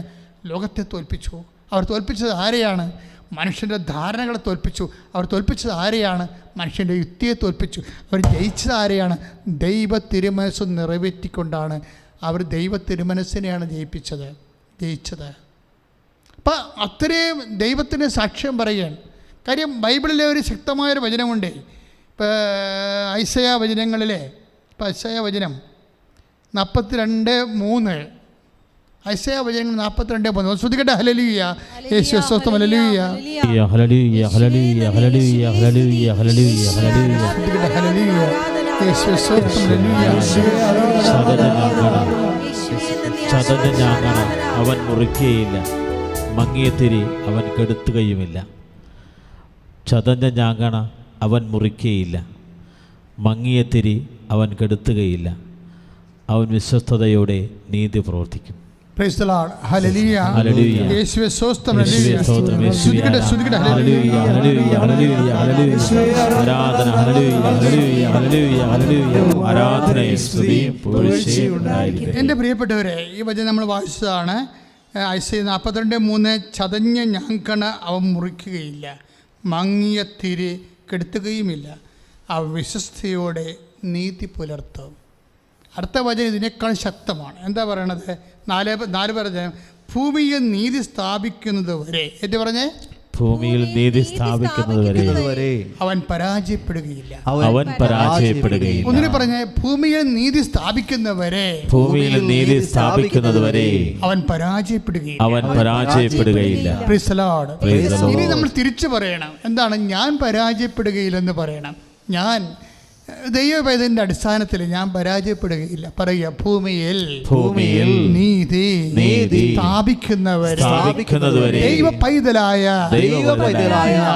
ഞാൻ പരാജയപ്പെടുകയില്ല. Praise the Lord. നമ്മുടെ പൗലോസ് പറഞ്ഞില്ലേ, എനിക്കൊരു ജ്ഞാനസ്ഥാനം ഈശോ പറഞ്ഞില്ലേ, എനിക്കൊരു ജ്ഞാനസ്ഥാനം സ്വീകരിക്കാനുണ്ട്. അപ്പോഴേ ഈ ജ്ഞാനസ്ഥാനം എന്ന് പറഞ്ഞാൽ എന്താ? ദൈവത്തിൻ്റെ ഹിതത്തിന് വേണ്ടി തന്നെ സമർപ്പിക്കുന്നതിന് ഏതറ്റം വരെയും പോകാൻ he's ready and we are also ready. ഇതാണ് നീതി എന്ന് പറയണത്. അതായത് 12:50 ലൂക്കാൻ്റെ സുവിശേഷം, വിശുദ്ധ ലൂക്കായുടെ സുവിശേഷം, എനിക്കൊരു ജ്ഞാനസ്ഥാനം സ്വീകരിക്കാനുണ്ട് എന്ന് വെച്ചാൽ എന്താണ്? ഈശോ സ്വീകരിച്ച ജ്ഞാനസ്ഥാനം എന്താണെന്ന് നമുക്കറിയാം. പക്ഷേ അടിസ്ഥാനപരമായിട്ട് എന്താണ്? പിതാവിൻ്റെ മനസ്സിനെ ഏതറ്റം വരെയും സമർപ്പിക്കാൻ ഈശോ കാണിച്ച സമർപ്പണമാണ് ഈശോ നേടിയ നീതി എന്ന് പറയുന്നത്. അതാണ് എന്താണ്? അവൻ വിശ്വസ്തയോടെ നീതി പുലർത്തും, ഭൂമിയെ നീതി സ്ഥാപിക്കുന്നവരെ അവൻ പരാജയപ്പെടുകയില്ല. ഞാൻ സാക്ഷ്യം പറഞ്ഞ മക്കളുടെ വീറും വാശിയും കണ്ടപ്പോഴേ അത് വ്യാഖ്യാനിച്ചാണ് ഞാനിവിടെ എത്തിയത്, ഈ വചനത്തിലെത്തിയത്. എന്ന് വെച്ച് കഴിഞ്ഞാൽ അവരുടെ വചനങ്ങൾ കേൾക്കുമ്പോഴേ, അതായത് ദൈവം മാത്രമാണ് എൻ്റെ വിശ്വാസത്തിന് മറുപടി പറഞ്ഞത്. ഈ കാലഘട്ടത്തിൽ ഈ അവസ്ഥയിൽ എന്നെ കൈപിടിച്ചുയർത്തിയത് ദൈവം മാത്രമാണെന്ന് പറയുമ്പോഴേ, ആ ദൈവം കൈപിടിച്ചുയർത്താൻ സ്വീകാര്യമല്ലാത്ത ഒരു കാലമായിരുന്നു അവരുടേത്. പ്രസാദകരമല്ലാത്തൊരു കാലമായിരുന്നു അവരുടേത്. ഈ പ്രസാദകരമല്ലാത്ത കാലത്തെ പ്രസാദകരമാക്കാൻ, ഈ സ്വീകാര്യമല്ലാത്ത കാലത്തെ സ്വീകാര്യമാക്കാൻ നമുക്ക് സാധിക്കും എന്ന് നമ്മളോട് പറഞ്ഞത് ആരാണ്? അമ്മയാണ്. അമ്മ എങ്ങനെ പറഞ്ഞു? അത്യുന്നതിൻ്റെ ശക്തി നിന്നെ പ്രവർത്തിക്കുമെന്ന് പറഞ്ഞില്ലേ ലൂക്കാ 1:35. എന്നിട്ട് അത് കേട്ടപ്പോൾ അമ്മ എന്താ പറഞ്ഞത്? ഇതാ കർത്താവിൻ്റെ ദാസി. അത്യുന്നതിൻ്റെ ശക്തി, മനുഷ്യന്മാരുടെ ശക്തി, യുക്തിയുടെ ശക്തി, ശാസ്ത്രത്തിൻ്റെ ശക്തി, ശരീരത്തിൻ്റെ ശക്തി, പണത്തിൻ്റെ ശക്തി, പറമ്പിൻ്റെ ശക്തി, പാർട്ടിയുടെ ശക്തി, ഇങ്ങനെ പല ശക്തികൾ ലോകത്തുണ്ട്. അതിനൊന്നും നമ്മൾ ദാസ്യങ്ങളല്ല. അതിനൊന്നും നമ്മൾ ദാസ്യവരെ എടുക്കേണ്ട കാര്യമില്ല. ഓരോരോ കാലത്ത് സഭ പല പല കാര്യങ്ങളിൽ ഇവിടെ പീഡിപ്പിക്കപ്പെടുന്നുണ്ട്. സഭ ചെയ്യാത്ത തെറ്റിന് പോലും 10 വോട്ട് നേടാൻ വേണ്ടി സഭയെ പ്രതിഷ്ഠാനത്ത് നിർത്തിക്കൊണ്ട് മറ്റു സമുദായക്കാരുടെ പ്രീണനങ്ങളും അവരുടെ താല്പര്യങ്ങളും എടുത്തുകൊണ്ട് കസേര ഉറപ്പിക്കാൻ വേണ്ടി സഭയെ കരുവാക്കിയിട്ടുള്ള കാലഘട്ടങ്ങൾ കഴിഞ്ഞു പോവുകയാണ്. പക്ഷേ അങ്ങനെയുള്ള കാലങ്ങളിലൊന്നും സഭ ആരുടെയും ദാസ്യമാകത്തില്ല. ജ്ഞാനസ്ഥാനം വെള്ളം വീണവനാകാതിരിക്കാം, പക്ഷേ കർത്താവിൻ്റെ ദാസിയാകാൻ അല്ലെങ്കിൽ ദാസനാകാൻ കഴിയാത്ത വ്യക്തി ലോകത്തിൻ്റെ ദാസനാകും, അല്ലെങ്കിൽ ദാസിയാകും. അങ്ങനെ ആ അവസ്ഥയിൽ അവർ അന്ത്യം കുറിക്കുകയും ചെയ്യും. ഞാൻ പറഞ്ഞു വരേണ്ട കാര്യം, വിശ്വാസിയെ സംബന്ധിച്ചിടത്തോളം ഇവിടെ ഒറ്റ ദാസനേ ഉള്ളൂ. ആരാണ്? ദൈവത്തിൻ്റെ ദാസൻ. അതാണ് അമ്മ പറയണത്. അമ്മ പറഞ്ഞ അസ്വീകാര്യമായ സമയത്തെ എങ്ങനെ അമ്മ സ്വീകാര്യമാക്കി, പ്രസാദകരമല്ലാത്ത സമയത്തെ എങ്ങനെ പ്രസാദകരമാക്കി.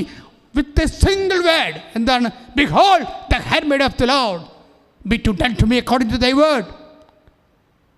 ഇതാ കർത്താവിൻ്റെ ദാസി. പിന്നെന്താ പറയണത്? എങ്ങനെയാണ് ദാസ്യനാകണത് ഒരു മനുഷ്യൻ? എങ്ങനെയാണ് ദാസിയാകണത് ഒരു സ്ത്രീ? Behold handmaid of the be to done to me according to thy word. എന്താണ്? അങ്ങയുടെ വചനം എന്നിൽ നിറവേറട്ടെ.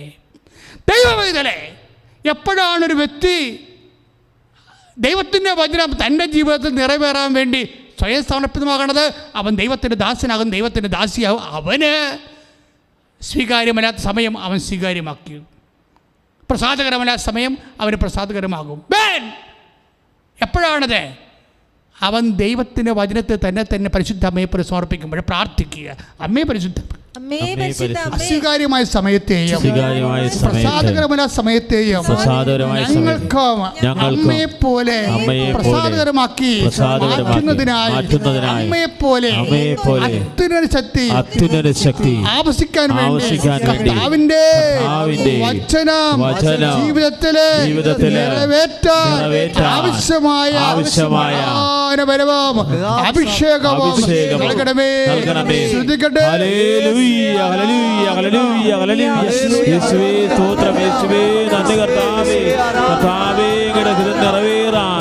ദൈവത്തിന്റെ ശക്തി ഞങ്ങളുടെ മേൽ നിറയട്ടെ. പ്രിയമുള്ളവരെ,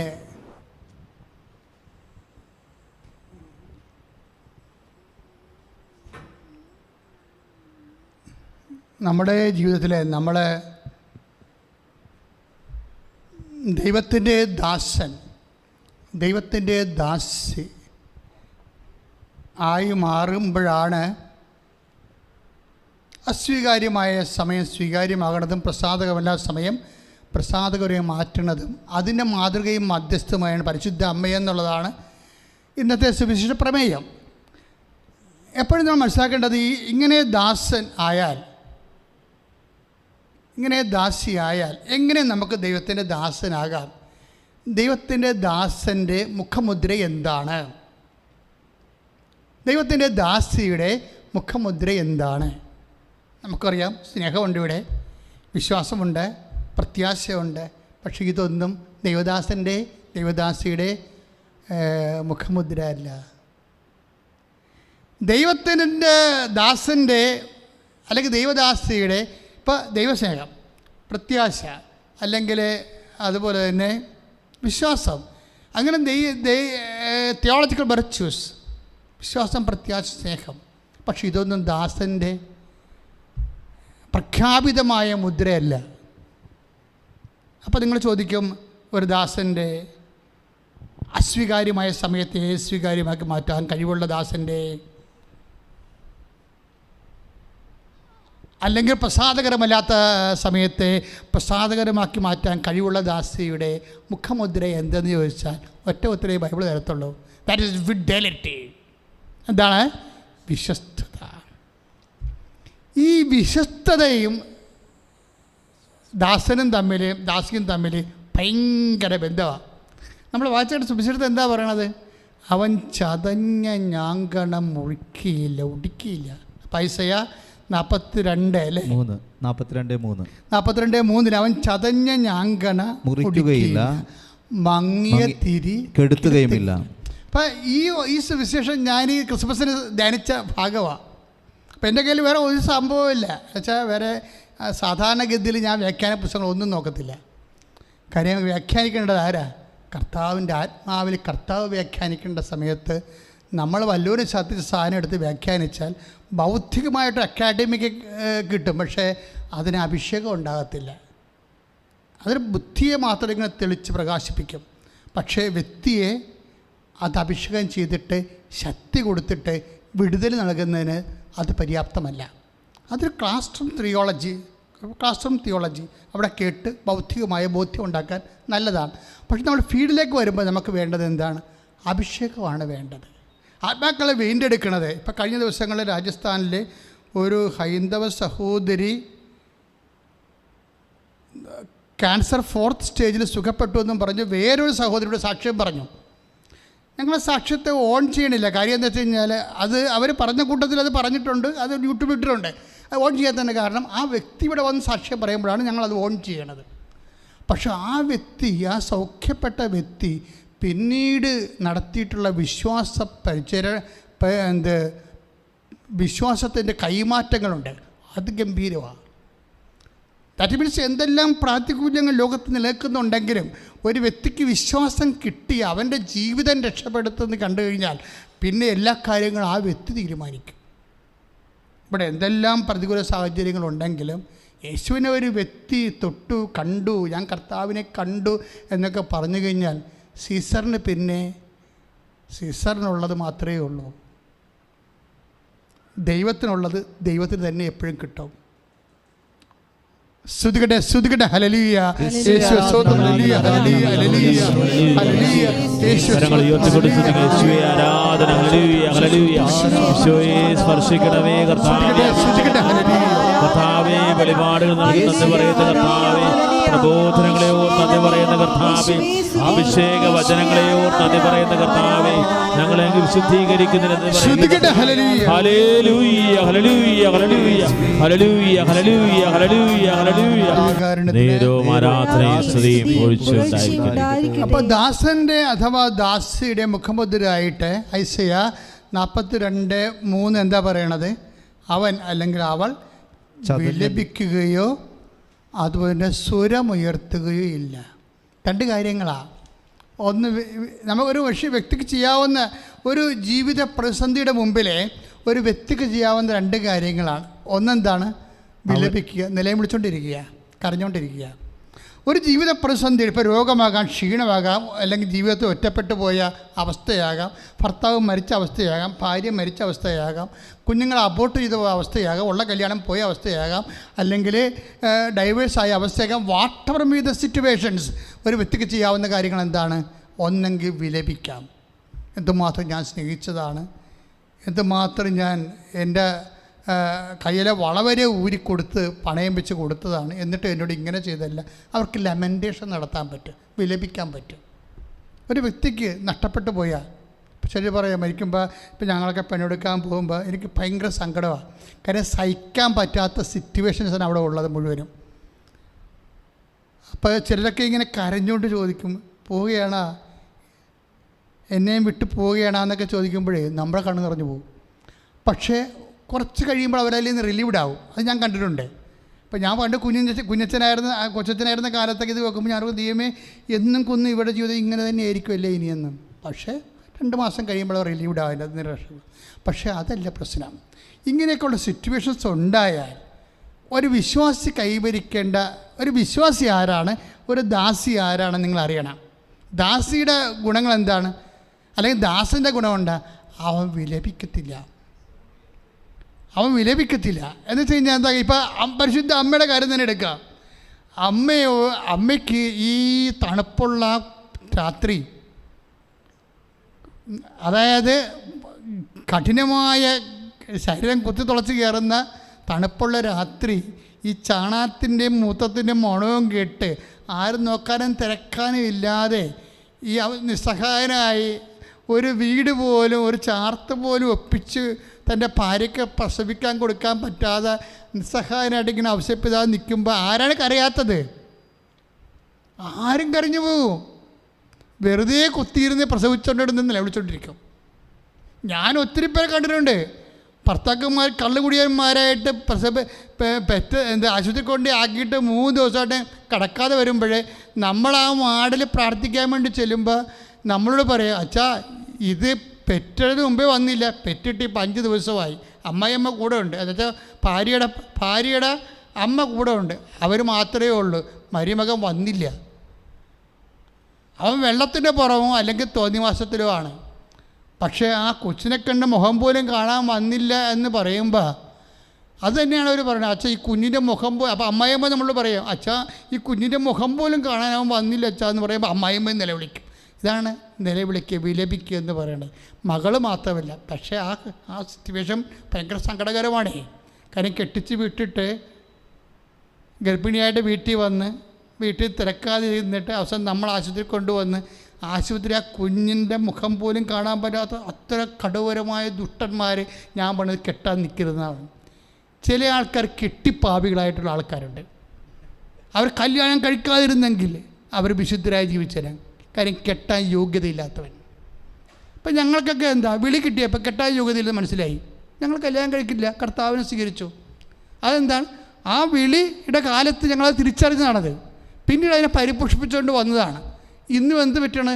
എത്രയോ സന്തോഷമായിട്ട് എത്ര രോഗങ്ങൾ വന്ന് ക്രിസ്മസ് പോലും ഇല്ല ജീവിതത്തിൽ, പക്ഷെ നമുക്ക് പ്രശ്നങ്ങളൊന്നുമില്ല. ക്രിസ്മസിൻ്റെ ദിവസമൊക്കെ 6 രോഗങ്ങളായിട്ടാണ് എനിക്ക് അവസ്ഥ, 4 രോഗങ്ങൾ. എന്നിട്ട് ആരോഗ്യം പരാതി പറഞ്ഞു. അതെന്താ കാര്യം? ഈ അമ്മയെടുക്കുന്ന പഠിച്ചതാണ്.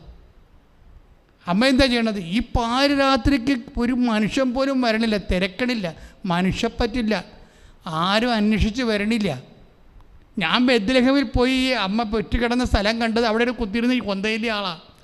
അപ്പം ഞാനിപ്പോൾ ഈ ബെത്ലഹേമിലേക്ക് ഞാൻ നോക്കുമ്പോഴും നമ്മളുടെ കറക്റ്റ് ഇതാണ് എന്താ ഹൈ റേഞ്ചിലുള്ള സ്ഥലമുണ്ടല്ലോ നമ്മളെല്ലാവരും ആൾക്കാരൊക്കെ പോകുന്നത്, ഞാൻ മറന്നു സ്ഥലം.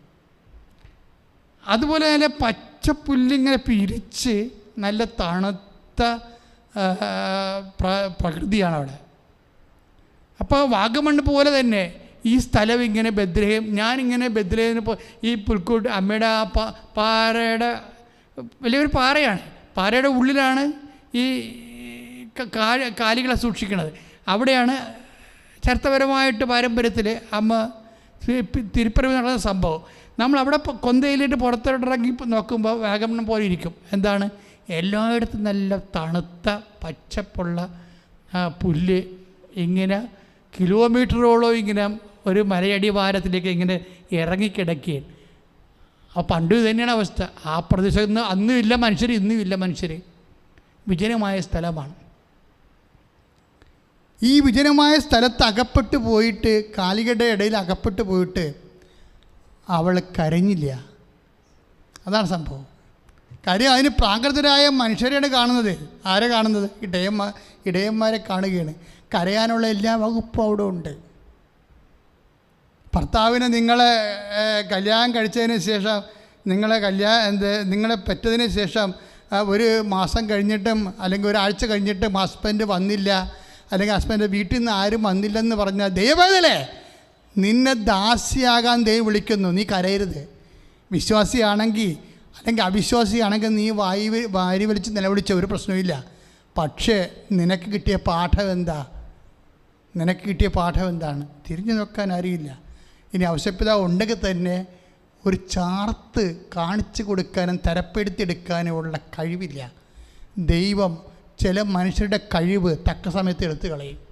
വലിയ കഴിവുള്ള മനുഷ്യനാണ്, പറഞ്ഞിട്ട് വല്ല കാര്യമുണ്ടോ? ഒരു പരിചയമില്ലാത്ത രാജ്യത്ത് അമ്മയും കുഞ്ഞിനെ കൊണ്ടുപോയി വേറെയും കൂലിയില്ലാത്ത കാലത്ത് 2 കൊല്ലം താമസിച്ച ആളാണ് ഔഷധപിതാവ്. കഴിവില്ലാഞ്ഞിട്ടാണോ? കഴിവുള്ള മനുഷ്യനാണ്. പക്ഷേ ദൈവം ചിലരുടെ കഴിവെടുത്ത് ചില സമയത്ത് എടുത്തു കളയും. അത് നിങ്ങൾ തിരിച്ചറിയണം, അല്ല മാർഗ്ഗമില്ല. നിൻ്റെ ഭർത്താവിനെ നിന്നെ നോക്കാനും തിരക്കാനും അന്വേഷിക്കാനും ഒക്കെ കഴിവുണ്ടേ, പക്ഷെ ചില സമയത്ത് ആ ഓർമ്മ കിട്ടത്തില്ല. എന്ത് ചെയ്യാനാ? അല്ലെങ്കിൽ അയാൾ ചെയ്തിട്ടൊന്നും ഒക്കത്തില്ല. അയാൾ ചെയ്യും, പക്ഷെ ഒക്കത്തില്ല. പല വേലകളും പല പരിപാടിയൊക്കെ ചെയ്തിട്ടുണ്ട്, പക്ഷെ ഒന്നും ഒക്കണില്ല. എല്ലാ വലിയ കഴിവുള്ള മനുഷ്യർക്ക് ചില സമയത്ത് എല്ലാ കഴിവുകളും നഷ്ടപ്പെട്ട പോലെ വരും. ഔഷധപിതാവ് വലിയ കഴിവുള്ള മനുഷ്യനായിരുന്നു. ഒറ്റയ്ക്ക് അമ്മയും കുഞ്ഞിനെയും ചോരക്കുഞ്ഞിനെയും കൊണ്ട് വേറെ ഒരു രാജ്യത്ത് പോയി. അത് വെറുതെ പെരുന്നാളിന് പോയതല്ല. ഊരിപ്പിടിച്ച വാളുമായി ഹെറോദസിൻ്റെ പട്ടാളക്കാർ പുറകെ വരുമ്പോൾ മുമ്പേ വീണ് ജീവനം കൊണ്ട് ഓടുകയാണ്. അങ്ങനെ ഓടിപ്പോയി അന്യരാജ്യത്ത് ഈ അമ്മയും കുഞ്ഞിനെയും 2 കൊല്ലം താമസിപ്പിക്കാനുള്ള ചങ്കൂറ്റം ഉണ്ടായിരുന്ന മനുഷ്യനാണ്. പക്ഷേ ഈ രാത്രി ചങ്കൂറ്റം പോയി. പെറ്റ ദിവസം ചങ്കൂറ്റം പോയി. ഒരു വീട് പോലും കാണിച്ചു കൊടുക്കാൻ പറ്റണില്ല. ദൈവവേദനേ, നിനക്ക് നിൻ്റെ പണം, നിൻ്റെ ശക്തി, നിൻ്റെ സ്വാധീനം ചില സമയത്ത് വർക്കൗട്ട് ചെയ്യത്തില്ല. അപ്പോൾ നിനക്ക് കരയാൻ മാത്രമേ പറ്റത്തുള്ളൂ. പക്ഷേ അമ്മ നിന്നോട് പറയുന്നു, അപ്പോഴും നീ കരയരുത് മോളെ. എന്താണ്? അപ്പനറിയാതെ ഒന്നും സംഭവിക്കത്തില്ല. ശ്രുതികട്ടെ, ശ്രുതികട്ടെ.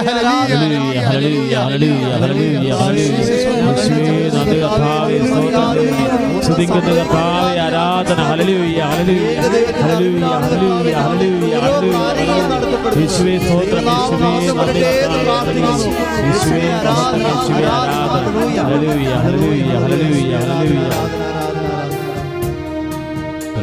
അതായത് പരാജയപ്പെട്ടു എന്നാണ് പറഞ്ഞത്. അതായത് നമ്മൾ കരഞ്ഞാൽ ഒരു വിഷയത്തെ, നമ്മൾ ആ വിഷയത്തിൽ കരഞ്ഞു പോയാൽ നമ്മൾ പരാജയപ്പെട്ടു എന്നാണ് പറയണത്.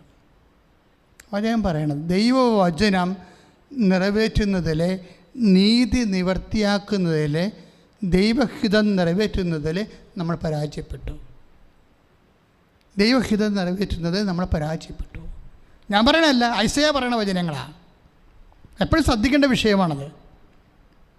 ഇപ്പം എന്താ അമ്മ ചെയ്തത്? കരയേണ്ട സമയത്ത് അമ്മ എന്താ ചെയ്തത്? ലൂക്കാ 2:19 അമ്മ എന്ത് ചെയ്തു? ഹൃദയത്തിൽ സംഗ്രഹിച്ചു, കരഞ്ഞില്ല. അത് അവൻ വിലപിക്കുകയോ സ്വരമുയർത്തുകയില്ല. ഐസയ്യ 42:2 ദാസനാണ്. ദൈവത്തിൻ്റെ ദാസ്യം അതുപോലെ വിലപിക്കുകയോ കരയുകയോ സ്വരമുയർത്തുകയില്ല. കരഞ്ഞില്ലല്ലോ, ഹൃദയത്തിൽ സംഗ്രഹിച്ചു. അതാണ് 2:19. ലുക്ക 2:19 നമ്മളോട് പറഞ്ഞത് എന്താണ്? മറിയം അട്ലേമാർ പോയപ്പോൾ കരയേണ്ടതായിരുന്നു. അവിടെ കരയേണ്ടതായിരുന്നു. ഈ പ്രാകൃതം പിടിച്ച മനുഷ്യനെ കാണുമ്പോൾ കരഞ്ഞു പോകേണ്ടതായിരുന്നു. അമ്മയില്ല, അപ്പനില്ല, സ്വന്തപ്പെട്ടവരില്ല, ആരുമില്ല, ഔഷപിതാവിൻ്റെ പക്ഷത്തൊന്നുമില്ല, സ്വന്തം പക്ഷത്തൊന്നുമില്ല, നാട്ടുകാരുമില്ല. കരയേണ്ടതായിരുന്നു അവിടെ. പക്ഷെ അവൾ കരഞ്ഞില്ല എന്ന് പറയാൻ വേണ്ടി വചനം പറയും, അവൾ ഹൃദയത്തിൽ സംഗ്രഹിച്ചു എന്ന് പറയും. സ്തുതിക്കട്ടെ, സ്തുതിക്കട്ടെ. ഹല്ലേലൂയ, ഹല്ലേലൂയ, ഹല്ലേലൂയ, ഹല്ലേലൂയ, ഹല്ലേലൂയ, ഹല്ലേലൂയ, ഹല്ലേലൂയ. കരങ്ങൾ ഉയർത്തിക്കൊണ്ട് സ്തുതിക്കട്ടെ. ഹല്ലേലൂയ. കർത്താവേ, ജീവനെ പരിശുദ്ധമേ സ്തുതി. രണ്ടാമത് ദാസന്റെ സ്വഭാവം അല്ലെങ്കിൽ ദാസിയുടെ സ്വഭാവം എന്ന് യെശയ്യാ 42:2-3 പറയണത് എന്താണെന്ന് വെച്ച് കഴിഞ്ഞാൽ, അവൻ സ്വരമുയർത്തുകയില്ല, അവൻ വിലപിക്കുകയില്ല, സ്വരമുയർത്തുകയോ ഇല്ല. അതായത് തെരുവീഥികളിൽ അവൻ്റെ സ്വരം കേൾക്കപ്പെടുകയില്ല. അതായത് ഞാൻ എപ്പോഴും ഈ വിഷയം ധ്യാനിക്കുമ്പോൾ ഇത് ഏറ്റവും കൂടുതൽ യേശുവിനെ കഴിഞ്ഞാൽ പിന്നെ ഒത്തിരിക്കുന്ന ആർക്കാണ്? അമ്മയ്ക്കാണ്. കാര്യം അമ്മയ്ക്ക് ഇത് വെക്കാൻ കാരണം അമ്മയ്ക്ക് സ്വരം ഉയർത്തി രണ്ട് വർത്തമാനം പറയാനുള്ള പല സാഹചര്യം ഈശോ തന്നെ ഒപ്പിക്കുന്നുണ്ട്. കാര്യം എന്താ വെച്ചാൽ അമ്മയോടും അപ്പനോടും പറയാതെ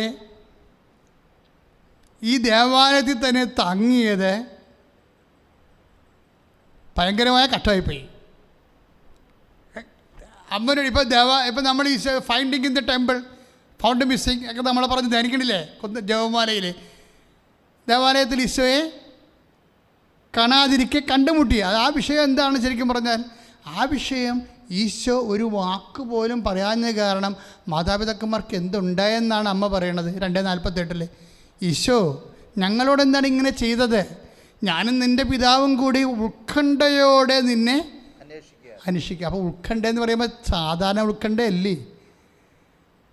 കാര്യം ഭയവും ഉത്കണ്ഠയുമാണ്. ഈ ഉത്കണ്ഠ എന്ന് പറഞ്ഞാൽ എന്തുകൊണ്ടാണ് ഈ ഉത്കണ്ഠ ഉണ്ടായിരിക്കണത്? ഈ യേശുവിനെ കയ്യിൽ നിന്ന് ഇപ്പം നസ്രത്ത് വരെ ജെറുസലേമിൽ നിന്ന് നസ്രത്ത് വരെ തിരിച്ച് നടക്കുകയാണ്. നസ്രത്ത് എത്തിയില്ല, ഒരു ദിവസം കൂടി കഴിയുമ്പോൾ നസ്രത്ത് എത്തും. 2 ദിവസത്തെ വഴി നടന്നെത്തി കഴിയുമ്പോഴാണ് ഈശോ ഇല്ലാത്തത് അറിയണത്. അപ്പം അവർക്ക് ഉത്കണ്ഠ ഉണ്ടായെന്നാണ് പറയണത്. എന്താണ് ഉത്കണ്ഠ? ആ ഉത്കണ്ഠ എന്ന് പറയണത് ശരിക്കും പറഞ്ഞാൽ ഔസേപ്പിതാവിന് ഭയം ഉണ്ടായ ഒരിക്കൽ ഈജിപ്തിൽ നിന്ന് തിരിച്ചു വരുമ്പോൾ ഒരു ഭയം ഉണ്ടായിരുന്നു. എന്താണ് ഭയം ഉണ്ടായത്? ഈ നസ്രത്തിലേക്ക് പോകാതെ കഫർനഹൂമിൽ പോകാണ്ട കാരണം എന്താണ്? ഭയം ഉണ്ടാകാൻ കാരണം എന്താ? 2:20 മത്തായിയുടെ സുവിശേഷം. അതായത് ഹെറോദേസ് ദ ഗ്രേറ്റ്, അയാളുടെ മകൻ അർക്കലാവോസാണ് ഇവിടെ ഭരിക്കണമെന്ന് കേട്ടപ്പോൾ ഔസേപ്പിതാവിന് ഭയമായി. അതാണ് ഞാനും എൻ്റെ പിതാവും കൂടി. എന്നതിനെക്കുറിച്ചാണ്? അർക്കലാവോസാണ് ഇവിടെ ഭരിക്കണമെന്ന് കേട്ടപ്പോഴാണ് ഭയമായത്. അപ്പോൾ എങ്ങനെ അർക്കലാവോസിൻ്റെ ആൾക്കാർ വന്ന് ഈശോനെ തട്ടിക്കൊണ്ട് പോയെന്നാണ് ഈ അപ്പനും അമ്മയും കൂടി ചിന്തിക്കുന്നത്. അർക്കലാവോസിൻ്റെ ആൾക്കാരെ വന്ന് ഇവനെ തട്ടിച്ചുകൊണ്ട് ഈ ദേവാലയം തട്ടിക്കൊണ്ട് പോയോ? എന്താണ് സംഭവിച്ചെന്നറിയാതെ അമ്മയ്ക്ക് ഭയവും അമ്മയ്ക്ക് ഉത്കണ്ഠയും ഔസേപ്പിതാവിന് ഭയവും. അപ്പം ഈ ഒരു സാഹചര്യത്തിൽ ഈശോ കൊടുക്കുന്ന മറുപടി എന്താണ്? സോറി മദർ എന്ന് പറയേണ്ടതാണല്ലേ ശരിക്കും പറഞ്ഞാൽ. നമ്മുടെ നാട്ടിൽ വല്ലതാണെങ്കിൽ അടി പാർസൽ കണക്കുരിയുടെ അപ്പാതി അപ്പുറം തരും, എന്നിട്ടേ പിന്നെ വിശേഷം പറയത്തുള്ളൂ. കാര്യത്തിൽ ഒരു വാക്ക് പോലും പറഞ്ഞില്ല. ഈ സിറ്റുവേഷൻ മോശമാണ്. കുട്ടികളെ തട്ടിക്കൊണ്ടു പോകാവുന്ന ഒരു രാഷ്ട്രീയ സാഹചര്യത്തിലുണ്ട്. അപ്പോൾ ഒരു വാക്ക് പോലും പറഞ്ഞില്ല. പക്ഷെ അതിന് മറുപടി ഈശോ കൊടുക്കണത് എന്താണ്? നിങ്ങൾ എന്തിനാണ് എന്നെ അന്വേഷിച്ചത്? ഞാൻ എൻ്റെ പിതാവിൻ്റെ കാര്യങ്ങളിൽ വ്യാപൃതനായിരിക്കേണ്ടതാണെന്ന് നിങ്ങൾ അറിയുന്നില്ലേ? ഞാൻ എൻ്റെ പിതാവിൻ്റെ കാര്യങ്ങളിൽ വ്യാപൃതനായിരിക്കേണ്ടവനാണെന്ന് നിങ്ങൾ അറിയുന്നില്ലേ? കാര്യങ്ങളൊക്കെ വളരെ ശരിയാണ്. ഇതിന് ഈ ഉത്കണ്ഠയും ഭയവും മാറാൻ അതൊരിക്കലും മതിയായ ആൻസറല്ല. ഈശോയുടെ സ്റ്റാൻഡ് പറയണം, അത് കറക്റ്റാണത്. ഈശോയുടെ സ്റ്റാൻഡ് പറയും, അവസാനം വരെ കുരിശ് വരെ പറയും. കുരിശ് വരെ ഈശോയുടെ സ്റ്റാൻഡ് പറയും. പക്ഷേ മാനുഷികമായ രീതിയിൽ ഉത്കണ്ഠയും ഭയമുള്ള മാതാപിതാക്കന്മാർക്ക് മതിയായ മറുപടിയാണോ അത്? നിനക്ക് ഒരു വാക്കിനോട് പറയാൻ പാടില്ലായിരുന്നു എന്ന് അമ്മക്ക് തിരിച്ചു ചോദിച്ചാൽ ഈശോക്ക് മിണ്ടാൻ പറ്റത്തില്ല. പക്ഷെ മറിയം ചോദിക്കത്തില്ല. കാര്യം എന്താണ്? അവൾ ദാസിയാണ്, അവളുടെ സ്വരം ഉയരത്തില്ല. അതിനെക്കുറിച്ച് അവളെക്കുറിച്ചാണ് പറഞ്ഞിരിക്കുന്നത്. അവളെ അവൻ്റെ മകനെയും കുറിച്ചാണ് പറഞ്ഞിരിക്കുന്നത്. തെരുവീഥികളിൽ അവൻ്റെ സ്വരം ഉയർത്തില്ല. നമ്മൾ വായിച്ചില്ല അത് എന്താ പറഞ്ഞത്? അവൻ വിലപിക്കുകയോ സ്വരമുയർത്തുകയില്ല, തെരുവീഥികളിൽ അവൻ്റെ സ്വരം കേൾക്കുകയുമില്ല. This is mother. മദറിന് ഇവിടെ സംസാരിക്കാൻ ശരിക്കും. ഞാനെപ്പോഴും അമ്മയോട് പറഞ്ഞു, അമ്മേ, ഞാൻ ജീവിതത്തിൽ ഒത്തിരി പ്രാവശ്യം പൊട്ടിത്തെറിച്ച് പോയിട്ടുള്ളൊരു മനുഷ്യനാണ്. പക്ഷെ പലപ്പോഴും എൻ്റെ നിലവാരത്തിൽ താഴെയുള്ള ആൾക്കാരോടായിരിക്കും, മുകളിലുള്ള ആൾക്കാരോടൊന്നുമല്ല. അവർ ബഹുമാനമൊക്കെ ഉണ്ട്, എത്ര പ്രശ്നം ഉണ്ടായിരുന്നു. പക്ഷേ എൻ്റെ താഴെയുള്ള ആൾക്കാരെ എന്തെങ്കിലും ബുദ്ധിമോശം കാണിച്ചാൽ ഞാൻ പൊട്ടിത്തെറിക്കും. പക്ഷേ അതും എന്തോ ഒരു ദാസനാകുന്ന നിന്ന് എന്തുമാത്രം നമ്മളെ മാറ്റും, എന്തുമാത്രം നമ്മളെ മാറ്റും. കാര്യം അമ്മ നമുക്ക് തന്നിരിക്കുന്ന പാഠം എന്താണ്? പൊട്ടിത്തെറിക്കേണ്ട ഒരു അവസരം വന്നാൽ പോലും നീ വിശ്വാസിയാണെങ്കിൽ നിനക്ക് പൊട്ടിത്തെറിക്കാം. പക്ഷെ നീ ഒരു ദാസനാണെങ്കിൽ ദൈവത്തിൻ്റെ തിരുസന്നിധിയിൽ നിനക്ക് അത് കപ്പാസിറ്റിയാണത്. അമ്മ ബേസിക്കായിട്ട് എന്താണ്? ദൈവവചനം. ഈശോ പറഞ്ഞത് എന്താണ്? ദൈവവചനം. ഞാൻ എൻ്റെ പിതാവിൻ്റെ കാര്യത്തിൽ വ്യാപൃതനായിരിക്കേണ്ടവനാണെന്ന് നിനക്ക് അറിയില്ലേ എന്ന് ചോദിക്കുമ്പോഴേ ഈശോ പറഞ്ഞ വചനം എന്താണ്? ദൈവപുത്രൻ പറഞ്ഞ ദൈവത്തിൻ്റെ വചനമാണ്. ആ ദൈവത്തിൻ്റെ വചനത്തോട് മറിയം എന്ത് ചെയ്യണം? മറിയം എന്താണ് ചെയ്തത് എന്ന് താഴെ എഴുതിയിട്ടുണ്ട്. അവൾ പൊട്ടിത്തെറിച്ചില്ല. അവൾ എന്ത് ചെയ്തു? അത് ഹൃദയത്തിൽ സംഗ്രഹിച്ചു. ശ്രുതിക്കട്ടെ. ഹല്ലേലൂയ, ഹല്ലേലൂയ, ഹല്ലേലൂയ, ഹല്ലേലൂയ, ഹല്ലേലൂയ. പെട്ടെന്നൊരു ചിന്ത എൻ്റെ മനസ്സിൽ വന്നത്, പണ്ടൊക്കെ ഞാൻ കൈയൊക്കെ നീളമുള്ള ഉടുപ്പൊക്കെ ഇട്ട് ഷർട്ടൊക്കെ ഇട്ട് ഒരു വെള്ളമുണ്ടൊക്കെ കൊടുത്താണ് മൈനസ് മേരി ഞങ്ങൾ പഠിച്ചുകൊണ്ടിരുന്ന കാലത്ത്. വെള്ളമുണ്ടും പിന്നെ വെള്ള കൈ നീളമുള്ള ഷർട്ട്. അപ്പോൾ ആൾക്കാർ ചിലർ ചോദിക്കും, പട്ടത്തിന് പഠിക്കണമല്ലേ എന്ന്. അപ്പോൾ നമ്മുടെ തലയാട്ടം പഠിക്കുകയാണെന്ന് പറയും. പക്ഷേ ഇപ്പോൾ എനിക്ക് തോന്നുന്നത് അതിനേക്കാൾ വലിയ പഠനമാണ് മറിയത്തിന് പഠിക്കണമെന്ന് പറയുന്നത്. പട്ടത്തിന് പഠിക്കണമ്പോൾ കഴിച്ച് പിന്നെ ചെയ്യാനുള്ള പരിപാടി എന്താണ്? മറിയത്തിന് പഠിക്കുക. കാര്യം മറിയത്തിന് പഠിക്കണത് എന്തിനാണ്? യേശുവിനെ കിട്ടാനുള്ള എളുപ്പമാർഗം അതാണ്, വേറൊരു മാർഗമില്ല. അതായത് ദൈവപിതാവിൻ്റെ ഇത് കണ്ട ഈ മിണ്ടാണ്ടിരിക്കണ വിഷയം കണ്ടില്ലേ? സ്വര ഉയർത്തേണ്ട സമയത്ത് പോലും ഹൃദയത്തിൽ സംഗ്രഹിക്കുകയാണ്. 2:49 എന്താ എഴുതിയിരിക്കണത്? ഈശോ അത് പറയുമ്പോഴും അവൾ ഹൃദയത്തിൽ സംഗ്രഹിച്ചു. അതിനെക്കുറിച്ചും ധ്യാനിച്ചുകൊണ്ടിരുന്നു. കാര്യം എന്താണ്? ദൈവവചനാണ് പറയണത്. ഇതെന്തൊരു പരിശുദ്ധാത്മാവിൽ നിറഞ്ഞതാണ് ചിന്തിക്കണത്. അതായത് ഞാനവർക്ക് ഇവിടെ ഹൃദയത്തിൽ സംഗ്രഹിച്ചു എന്നിട്ട് അതേക്കുറിച്ച് ചിന്തിച്ചുകൊണ്ടിരുന്നെന്ന്. എന്ന് വെച്ച് കഴിഞ്ഞാൽ എന്താ കാര്യം? ഈശോ പറഞ്ഞത് ഈശോ ദൈവപുത്രനാണ്. അതുകൊണ്ട് ഈശോ ഞാൻ എൻ്റെ പിതാവിൻ്റെ കാര്യത്തിൽ വ്യാപൃതനായിരിക്കേണ്ടവനാണെന്ന് നിങ്ങൾക്കറിയില്ലേ എന്ന് ചോദിക്കണത് എന്താണ്? അത് ദൈവവചനമാണ്. അപ്പോൾ ദൈവവചനം എന്തിനുള്ളതാണ്? അതേക്കുറിച്ച് ചിന്തിക്കാനുള്ളതാണ്. അപ്പോൾ ദൈവവചനം എന്ന് പറഞ്ഞ ദൈവപൈതലെ നമ്മുടെ ജീവിതം നിറവേറ്റാനും ധ്യാനിക്കാനും ഉള്ളതാണ്. അമ്മ ഉള്ളം കാലുമ ഉച്ചവരെ ഈ വചന നിറവേറ്റത്തിൻ്റെ ആളായ്മയാണ്. ഒന്ന് പ്രാർത്ഥിക്കുക. അമ്മേ പരിശുദ്ധ അമ്മേ, അമ്മയെപ്പോലെ തത്സമയം പരിശുദ്ധാത്മാവിനെ കിട്ടി ദൈവ തിരുമനസ് അമ്മയെപ്പോലെ നീതിയെ വിജയത്തിലെ എത്തിക്കുന്നത് വരെ ചതഞ്ഞ് ഞാങ്കണ 42:3 അനുസരിച്ച് കൊണ്ട് ചതഞ്ഞ് ഞാങ്കണ ഒടിക്കാത്ത മങ്ങിയ തിരി കെടുത്താത്ത വിശ്വസ്തതയാൽ എന്നെ അഭിഷേകം ചെയ്യണമേ. ഐസയുടെ വചനങ്ങളൊക്കെ ഭയങ്കരമാണ് ശരിക്കും. അതായത് ഈ മങ്ങിയ തിരി ചില ദിവസങ്ങളിലൊക്കെ നമ്മളുടെ തിരി മങ്ങി അങ്ങോട്ട് പോവും. എന്താ? കുറച്ച് ഇഷ്യൂസൊക്കെ ഉണ്ടായിക്കഴിഞ്ഞാലേ ചില ആൾക്കാർ ചില കുടുംബങ്ങളിലൊക്കെ നമ്മൾ ചെല്ലുമ്പോൾ മോന്തം കയറ്റിരിക്കണേ കാണാം. ഞാൻ പറഞ്ഞ് വീഡിയോ തിരിക്കാൻ ചെയ്യുമ്പോഴൊക്കെ ചില ചേട്ടത്തിമാരും മോന്തം കയറ്റിരിക്കണേ കാണാം. അപ്പോൾ എന്നെ കാണുമ്പോൾ അച്ഛൻ ഈശ്വംശ എന്ന് പറഞ്ഞാൽ ഒരു വല്ലാത്തൊരു സ്തുതിയാണ്. ഞാൻ പറഞ്ഞു എന്ത് പറ്റി? ഒന്നും പറയണ്ട അച്ഛൻ, ഇവിടെ ഒരു തൊഴുത്ത് പോലെയാണ് അച്ഛൻ വെഞ്ചരിക്കുക, ഇതുകൊണ്ടെങ്കിലും വല്ല മെച്ചം ഉണ്ടാകട്ടെ എന്ന് പറയും. അതുപോലെ അവരുടെ മനസ്സ് വിശ്വാസം മങ്ങിപ്പോയിരിക്കുക.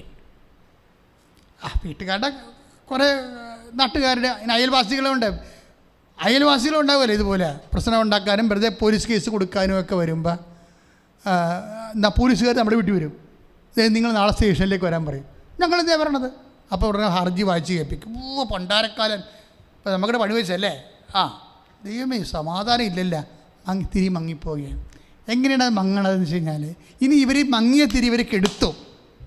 ഈ മങ്ങിയ തിരി ഇപ്പം തന്നെ തിരി മങ്ങി നിൽക്കുക.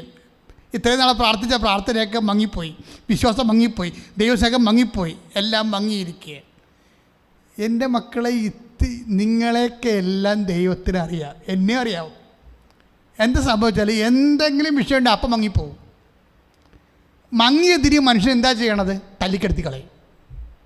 മങ്ങിയ തിരി ഇപ്പം എന്താ, ഞാൻ ഇപ്പം ഇത്രയും കഷ്ടപ്പെട്ട് എന്തുമാത്രം പ്രാർത്ഥിച്ചു, എന്നിട്ട് എൻ്റെ വീട്ടിൽ ഇപ്പം ഇന്ന് പോലീസ് മാറണില്ല എന്നുള്ള ചോദ്യം തന്നെ ഒരു കൊടുങ്കാറ്റാണ്. നിൻ്റെ ചോദ്യം നിൻ്റെ കൊടുങ്കാറ്റായി നിൻ്റെ വിശ്വാസത്തിൻ്റെ തിരികെടുത്തിക്കളയും. മങ്ങിയ തിരികെടുത്ത് എൻ്റെ മക്കളെ, മങ്ങിയ തിരിയ, അതായത് ജീവിത പ്രശ്നങ്ങൾ, രോഗങ്ങൾ, സാമ്പത്തിക തകർച്ചകൾ, കോവിഡുകളൊക്കെ വന്നിട്ട് വിശ്വാസത്തിൻ്റെ തിരി ഇങ്ങനെ മങ്ങിപ്പോകുമ്പോൾ നീ എന്താ ചെയ്യേണ്ടത്? അതിനെ പിന്നെ ഊതിക്കെടുത്തുകയല്ലേ ചെയ്യേണ്ടത്? ദൈവദാസനാണ്ട തിരികളാണ് മങ്ങണത്. അപ്പോഴെന്ത് ചെയ്യും? ദാസനും ദാസ്യമാണെങ്കിൽ അവരാ തിരി കെടുത്തത്തില്ല. എന്താ കാര്യം? മങ്ങിയ തിരി എപ്പോഴായാലും ആളിക്കത്തുവെന്ന് പരിശുദ്ധാത്മാവ് അവരോട് പറയും.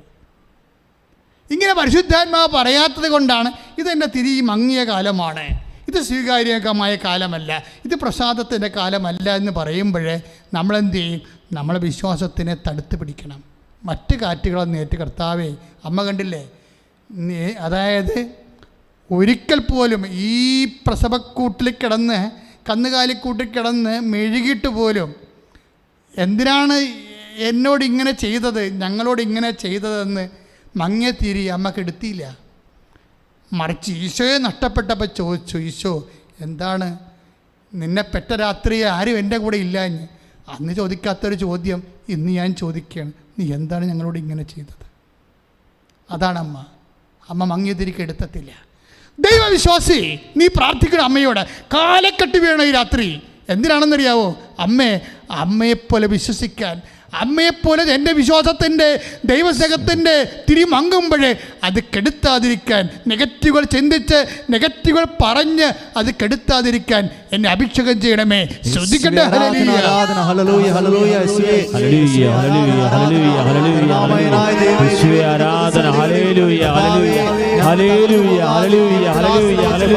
അപ്പോഴെന്തിനാണ് അമ്മ മങ്ങിയ തിരി കെടുത്താതെ, എന്തിനാണ് ചതഞ്ഞ അങ്കണ ഒടിച്ചു കളയാതെ നിലനിർത്തിയത്?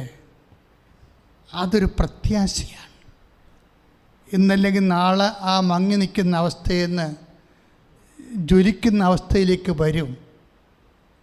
ഈ സമയത്ത് എന്താണ് അമ്മ ചെയ്തത്? താഴെ ഐസയ എഴുതിയിട്ടുണ്ട്, ചതഞ്ഞ ഞാങ്കണ അവൻ മുറിക്കുകയില്ല, മങ്ങിയ തിരി കെടുത്തുകയില്ല, അവൻ വിശ്വസ്തയോടെ നീതി പുലർത്തും. ഈശോയെക്കുറിച്ച് പറഞ്ഞിരിക്കുന്നതാണ്, പക്ഷേ ഇത് അമ്മയെക്കുറിച്ച് സത്യമാണ്. കാര്യം അമ്മ ദാസിയാണല്ലോ. ലുക്കാ 1:38 വെച്ച് ഇതാ കർത്താവിൻ്റെ ദാസി, ഈശോ ദാസൻ, ഞാൻ തിരഞ്ഞെടുത്ത എൻ്റെ പ്രിയപ്പെട്ട ദാസൻ, എൻ്റെ ആത്മാവ് പ്രസാദിച്ച എൻ്റെ പ്രിയപ്പെട്ടവൻ. 12:18 മത്തായി. അപ്പോൾ നമ്മളിപ്പോൾ ധ്യാനിച്ചുകൊണ്ടിരിക്കുന്നത് എന്താണ്? മത്തായി 12:18 ഈശോ ദാസനാണ്, തിരഞ്ഞെടുത്ത ദാസനാണ്. ലൂക്ക 1:38 അമ്മ ദാസിയാണ്, വചനത്തിന് വേണ്ടി സ്വയം സമർപ്പിച്ച ദാസിയാണ്. ഈ ദാസൻ്റെയും ദാസിയുടെയും ജീവിത രീതികളെ നമ്മൾ വചനാത്മകമായിട്ട് ധ്യാനിക്കുകയാണ്. അമ്മ ധ്യാനിച്ചത് 2 സ്ഥലത്ത് വെച്ച് അമ്മ ധ്യാനിച്ചു. ആട്ടിടയന്മാർ പോയപ്പോഴും ധ്യാനിച്ചു. വചനം എന്തിനുള്ളതാണ്? ദുർഘട സമയത്ത് ധ്യാനിക്കാനുള്ളതാണ്. വചനം എന്തിനുള്ളതാണെന്ന് അമ്മ പറയും, മകനെ അത് ദുർഘട സമയത്ത് ധ്യാനിക്കാനുള്ളതാണ്. പ്രത്യേകിച്ച് എപ്പോഴും ധ്യാനിക്കണം, ദുർഘട സമയത്ത് പ്രത്യേകിച്ച്. പക്ഷേ എന്തിനാണ് ഇവർ മങ്ങിയത്തിരി കെടുത്താതിരുന്നത്? എന്തിനാണ് ഹൃദയത്തിൽ സംഗ്രഹിച്ചത്? ഒറ്റ കാര്യം, വിശ്വസ്തത. വിശ്വാസമല്ല, പ്രത്യാശയല്ല, ദൈവസ്നേഹമല്ല, വിശ്വസ്തത. അതാണ് 3 ഐസയ 42:3 ചതഞ്ഞ ഞാങ്കണ അവൻ മുറിക്കുകയില്ല, മങ്ങിയ തിരി കെടുത്തുകയില്ല, അവൻ വിശ്വസ്തയോടെ നീതി പുലർത്തും. നീതി പുലർത്തുക മാത്രമല്ല, നീതി പുലർത്തുക വെച്ചാൽ നീതി എന്താണ്? ദൈവജനമാണ്. ദൈവജനം എന്താണ്? ദൈവ മനസ്സാണ്. ദൈവ മനസ്സിനോട് വിശ്വസ്തത കാണിക്കുന്നതായി പറയണത് എന്തിനാണ്? 4 ഐസയ 42:4 ഭൂമിയിൽ നീതി സ്ഥാപിക്കുന്നവരെ അവൻ പരാജയപ്പെടുകയില്ല, അധീരനാവുകയുമില്ല. ഭൂമിയിൽ എന്താണ്? നമ്മുടെ ജീവിതം എവിടെയാണ്? ഭൂമിയിലാണ്. നമ്മുടെ ജീവിതത്തിൽ എന്താണ് സ്ഥാപിക്കേണ്ടത്? നീതി സ്ഥാപിക്കണം. നീതി എന്ന് പറഞ്ഞാൽ എന്താണ്? ദൈവത്തിൻ്റെ തിരുമനസ്സ്. ദൈവത്തിൻ്റെ തിരുമനസ്സ് എന്താണോ അത് നമ്മുടെ ജീവിതത്തിൽ സ്ഥാപിക്കുന്നവരെ എന്ത് ചെയ്യും? പരാജിതനാവുകയില്ല. അവൻ ഭൂമിയിൽ നീതി സ്ഥാപിക്കുന്നവരെ അവൻ പരാജയപ്പെടുകയില്ല. ഞാൻ പറഞ്ഞില്ലേ, സാക്ഷ്യങ്ങളൊക്കെ പറയുമ്പോൾ അവർ വിജയിച്ച ചരിത്രം പറയുകയാണ്. വിശ്വാസി വിജയിക്കാനുള്ളവനാണ്. ദൈവ തിരുമനസ്സാകുന്ന ദൈവത്തിൻ്റെ നീതി അത് ഭൂമിയാകുന്ന നമ്മുടെ ജീവിതത്തിൽ നിറവേറുമ്പോഴോ നമ്മൾ പരാജയപ്പെടുകയില്ല. നമ്മൾ യുദ്ധം ചെയ്യും, ഈ യുദ്ധം നമ്മൾ ജയിക്കും മറിയത്തോടൊപ്പം. സ്തുതിക്കട്ടെ.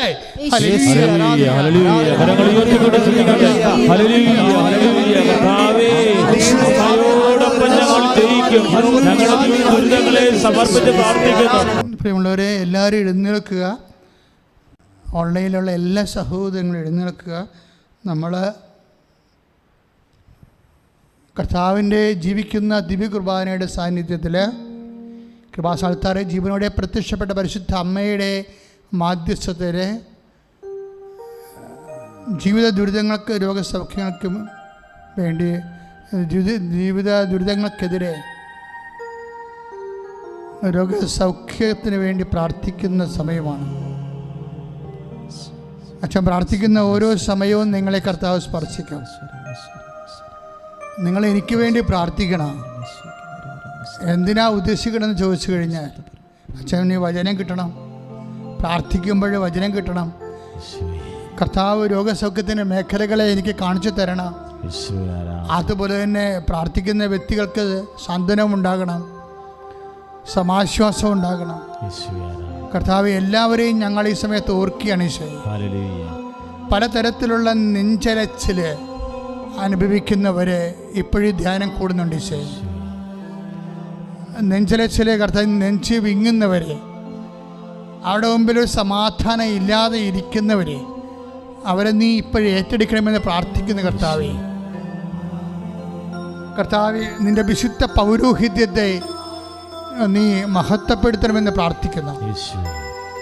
കർത്താവേ, സഭയിലുള്ള സാന്നിധ്യത്തെ നീ പ്രകടമാക്കണമെന്ന് പ്രാർത്ഥിക്കുന്നു. അമ്മേ, പരിശുദ്ധമ്മേ, ദേവമാതാവേ, എല്ലാ മക്കൾക്ക് വേണ്ടി മാധ്യസ്ഥം വഹിക്കണമേ എന്ന് പ്രാർത്ഥിക്കുന്നു. കർത്താവേ, നിന്റെ വിശുദ്ധ പൗരോഹിത്യത്തെ മഹത്വപ്പെടുത്തണമെന്ന് പ്രാർത്ഥിക്കുന്നു. കർത്താവേ, സഭയിലുള്ള സാന്നിധ്യം പ്രകടമാക്കണമെന്ന് പ്രാർത്ഥിക്കുന്നു. കർത്താവേ, 36 വർഷം ഞാൻ അർപ്പിച്ച കുർബാനയെ നീ അനുസ്മരിക്കണമെന്ന് പ്രാർത്ഥിക്കുന്നു. കർത്താവേ, 1986 മുതൽ തുടങ്ങിയ കൗൺസിലിങ്ങിലൂടെ കർത്താവ് നിൻ്റെ നാമത്തിൽ വിശ്വസിച്ചുകൊണ്ട് വളർന്നിട്ടുള്ള ജനങ്ങളെ നീ ഓർക്കണമെന്ന് പ്രാർത്ഥിക്കുന്നു. അങ്ങനെയെല്ലാം ഓർത്തുകൊണ്ട് കർത്താവ് ഇപ്പോൾ ഈ ആരാധന കൂടുന്നവരെ അനുഗ്രഹിക്കണമെന്ന് പ്രാർത്ഥിക്കുന്നു. ശ്രദ്ധിക്കട്ടെ.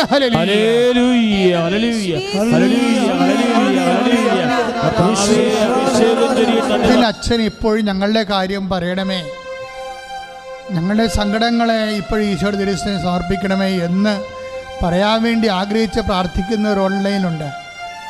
അവരെ ഈശോ ഇപ്പോൾ ഏറ്റെടുക്കും, അവരുടെ സങ്കടങ്ങൾ ഏറ്റെടുക്കും.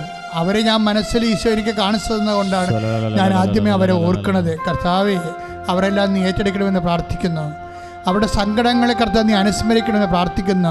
രോഗങ്ങളെ നീ ഏറ്റെടുക്കണമെന്ന് പ്രാർത്ഥിക്കുന്നു. എൻ്റെ കർത്താവേ, ഇപ്പോഴും ശ്വാസകോശ സംബന്ധമായ രോഗങ്ങളുള്ളവരുടെ മുതുകിൽ കർത്താവെ നീ സ്പർശിക്കണമേ. കർത്താവേ, ശ്വാസകോശമായ രോഗങ്ങളുള്ളവരുടെ മുതുകിൽ കർത്താവെ നീ സ്പർശിക്കണമേ. കർത്താവെ, ശ്വാസകോശമായ രോഗങ്ങളുള്ളവരുടെ മുതുകിൽ നീ സ്പർശിക്കണേ. കർത്താവെ, എൻ്റെ കർത്താവിൻ്റെ ഉന്നതമായ നാമത്തിൽ സഭയുടെ അധികാരത്തെക്കുറിച്ചിൻ്റെ അടയാളത്തിൽ മാരക രോഗങ്ങളെ യേശു നാമത്തിൽ സൗഖ്യമാകട്ടെ.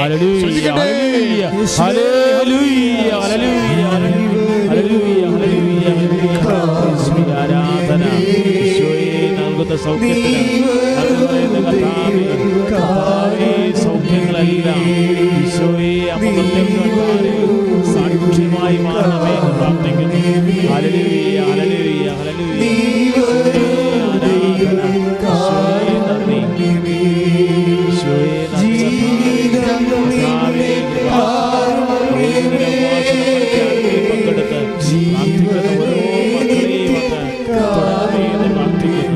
പരിശുദ്ധ പരമദിവ്യകാരുണ്യത്തിന്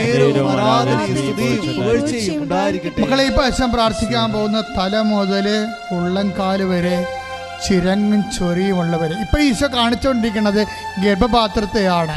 ഗർഭപാത്രം എന്ന് പറഞ്ഞു കഴിഞ്ഞാൽ അതായത് ഊടിന് താഴെ തൊട്ട് താഴെ വരെ ഇങ്ങനെ വിരിഞ്ഞ് കളറെല്ലാം മാറി മഞ്ഞ നിറത്തിൽ കാണിക്കുന്ന ഭാഗങ്ങളുണ്ട്. അത് രക്തത്തിൻ്റെ എല്ലാ ഓട്ടം കുറഞ്ഞ് മരവിച്ച് രക്തോട്ടമില്ലാത്ത ഭാഗങ്ങൾ, ഭയങ്കര ഗുരുതരമായ മാരകമായ ഒരു അവസ്ഥ കർത്താവ് കാണിച്ചു തരുന്നുണ്ട്. ഈ ഗർഭപാത്രത്തിൽ ഞാൻ വേറെ കാലത്തിന് വേണ്ടിയാണ് പ്രാർത്ഥിച്ചതെങ്കിലും ഈശോ ഇപ്പോഴും ദർശനം തന്ന കാരണം ആ ഗർഭപാത്രങ്ങളെ സ്പർശിച്ചുകൊണ്ട് പ്രാർത്ഥിക്കുന്നു. എൻ്റെ കർത്താവിൻ്റെ ഉന്നതമായ നാമത്തിൽ സഭയുടെ അധികാരത്തിൽ എന്ത് രോഗമാണ് ഈ മഞ്ഞ നിറത്തിൽ കാണുന്നത് അത് യേശുവിൻ്റെ നാമത്തിൽ കൃപാസാൽത്താറെ ജീവനുടെ പ്രത്യക്ഷപ്പെട്ട പരിശുദ്ധ അമ്മയുടെ മധ്യത്വത്തിൽ യേശു നാമത്തിൽ പൂർണ്ണമായി സൗഖ്യമാകട്ടെ എന്ന് കൽപ്പിക്കുന്നു.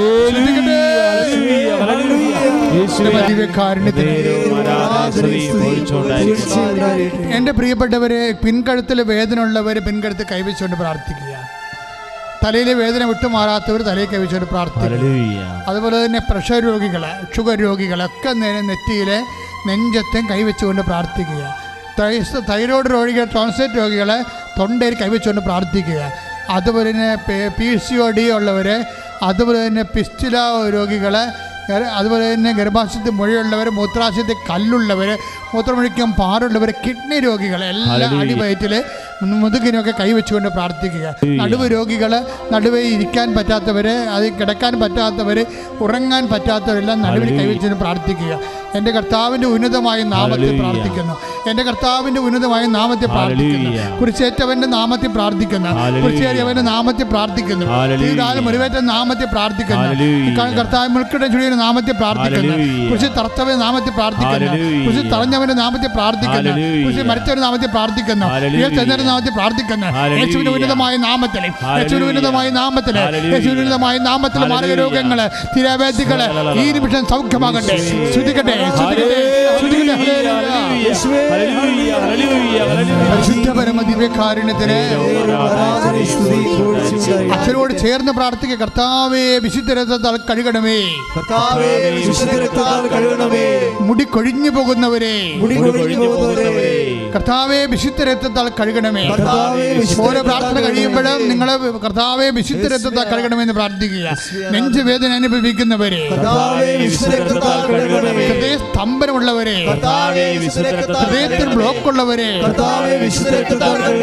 കരളിൽ നീർവീഴ്ചയുള്ളവരെ, ഫാറ്റി ലിവർ ഉള്ളവരെ, മഹോദര രോഗികളെ ശ്രദ്ധിക്കട്ടെ, ശ്രദ്ധിക്കട്ടെ. കർത്താവ് നടക്കുമ്പോൾ കിതപ്പുള്ളവരെ സംബന്ധിച്ച് പ്രാർത്ഥിക്കുന്ന ഈശോയെ, ഓരോരുത്തരെ കാണുമ്പോൾ കർത്താവ് വഴിയിൽ ഓരോരോ സ്ഥലത്ത് താങ്ങി പിടിച്ചുകൊണ്ട് പോകുന്നവരെ കണ്ടിട്ടുണ്ട് ഈശോയെ.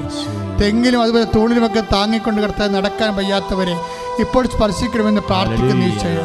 കർത്താവ് ഉറക്കം രാത്രി ഇല്ലാത്ത പ്രാർത്ഥന, കർത്താവ് ഞാൻ ഉറങ്ങിയിട്ട് ദിവസങ്ങളായി എന്ന് കരഞ്ഞുകൊണ്ട് കർത്താവ് കൃപാസനത്തിൽ പറയുന്നുണ്ട് ഈശോയെ. അവരെല്ലാം അവരെപ്പോലുള്ളവരെ സമർപ്പിക്കാൻ പ്രാർത്ഥിക്കണം. ഈശോ അവരെ സ്പർശിക്കണമേ കർത്താവ്.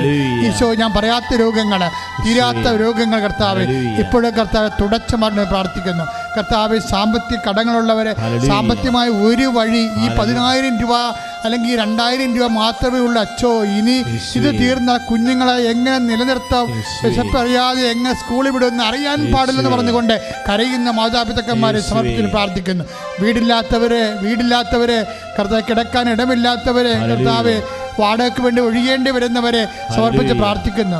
ഒറ്റയ്ക്കും പാട്ടത്തിന് താമസിക്കുന്നവരെ കർത്താവ്, കല്യാണം വരുമ്പോൾ കല്യാണം ഇങ്ങനെയുള്ള പൊറുതി കൊണ്ടാണ് കല്യാണം വരാത്തതെന്ന് പറഞ്ഞുകൊണ്ട് കർത്താവ്, വസതി കൊണ്ടും വീട് കൊണ്ടും പ്രതികൂലമായ സാഹചര്യത്തിൽ കല്യാണം വരാത്തവരെ, മറ്റു രോഗങ്ങൾ കൊണ്ടും കർത്താവ്, സൗന്ദര്യത്തിൻ്റെ എന്തെങ്കിലും വ്യത്യസ്തമായ കാര്യങ്ങൾ കൊണ്ട് കർത്താവ് കല്യാണം നഷ്ടപ്പെട്ടു പോയവരെ, കല്യാണം ഇല്ലാത്തവരെ, കല്യാണം വരാത്തവരെ കർത്താവ് സംബന്ധിച്ച് പ്രാർത്ഥിക്കുന്നു. മക്കളില്ലാത്തവരെ സംബന്ധിച്ച് പ്രാർത്ഥിക്കുന്ന കർത്താവ്, ജോലി ഇല്ലാത്തവരെ കർത്താവ് സമർപ്പിച്ച് പ്രാർത്ഥിക്കുന്ന കർത്താവ്, നൈപുണ്യ പരീക്ഷകളെ കർത്താവ്, യോഗ്യത പരീക്ഷ കർത്താവ് സമർപ്പിച്ച് പ്രാർത്ഥിക്കാവേ. കർത്താവ്, പരീക്ഷ പ്രതീക്ഷിച്ചുകൊണ്ടിരിക്കുന്നവർ, പരീക്ഷയിൽ കർത്താവ് ഫലം പ്രതീക്ഷിക്കുന്നവരെ എല്ലാവരെയും ഏറ്റെടുക്കണമെന്ന് പ്രാർത്ഥിക്കുന്ന കർത്താവ്. ഇവിടെ ഉടമ്പടി ചെയ്തു പോയ മക്കൾ കർത്താവ്, ഓരോരോ പരീക്ഷയ്ക്കും ഇന്റർവ്യൂ വേണ്ടി കർത്താവ്, ജോലിക്ക് വേണ്ടി കർത്താവ്, വിദേശ യാത്രയ്ക്ക് വേണ്ടി കർത്താവ്, കർത്താവേ, നാട്ടിലുള്ള ജോലിക്ക് വേണ്ടി കർത്താവേ, കർത്താവ് പരീക്ഷ എഴുതി നിൽക്കുന്ന ഒരു കർത്താവ്, ഉടമ്പടി ചെയ്തിട്ടുള്ള മക്കൾ കർത്താവ്, അവരെല്ലാ സങ്കടങ്ങളെയും കർത്താവ്, അവരെ എല്ലാ സങ്കടങ്ങളെയും കർത്താവ് സാക്ഷികളാക്കണമെന്ന് പ്രാർത്ഥിക്കുന്ന, സന്തോഷത്തിന് സാക്ഷികളാക്കണമെന്ന് പ്രാർത്ഥിക്കുന്നു. ശ്രദ്ധിക്കട്ടെ, ശ്രദ്ധിക്കട്ടെ. കുരുങ്ങിപ്പോയവര്, ഇല്ലാത്തവര്, ജോലി രേഖകൾ നഷ്ടപ്പെട്ടവര്, അതിൻ്റെ കാലാവധി കഴിഞ്ഞവര്, പുറത്തിറങ്ങാൻ പറ്റാതെ ഇരിക്കുന്നവർ, വിദേശത്തായാലും സ്വദേശത്തായാലും അവരെല്ലാം സമർപ്പിച്ച് പ്രാർത്ഥിക്കുന്നു. വ്യക്തിപരമായ ആവശ്യങ്ങൾക്ക് വേണ്ടി മൗനമായി പ്രാർത്ഥിക്കട്ടെ. സമാപന ആശീർവാദം സ്വീകരിക്കാം.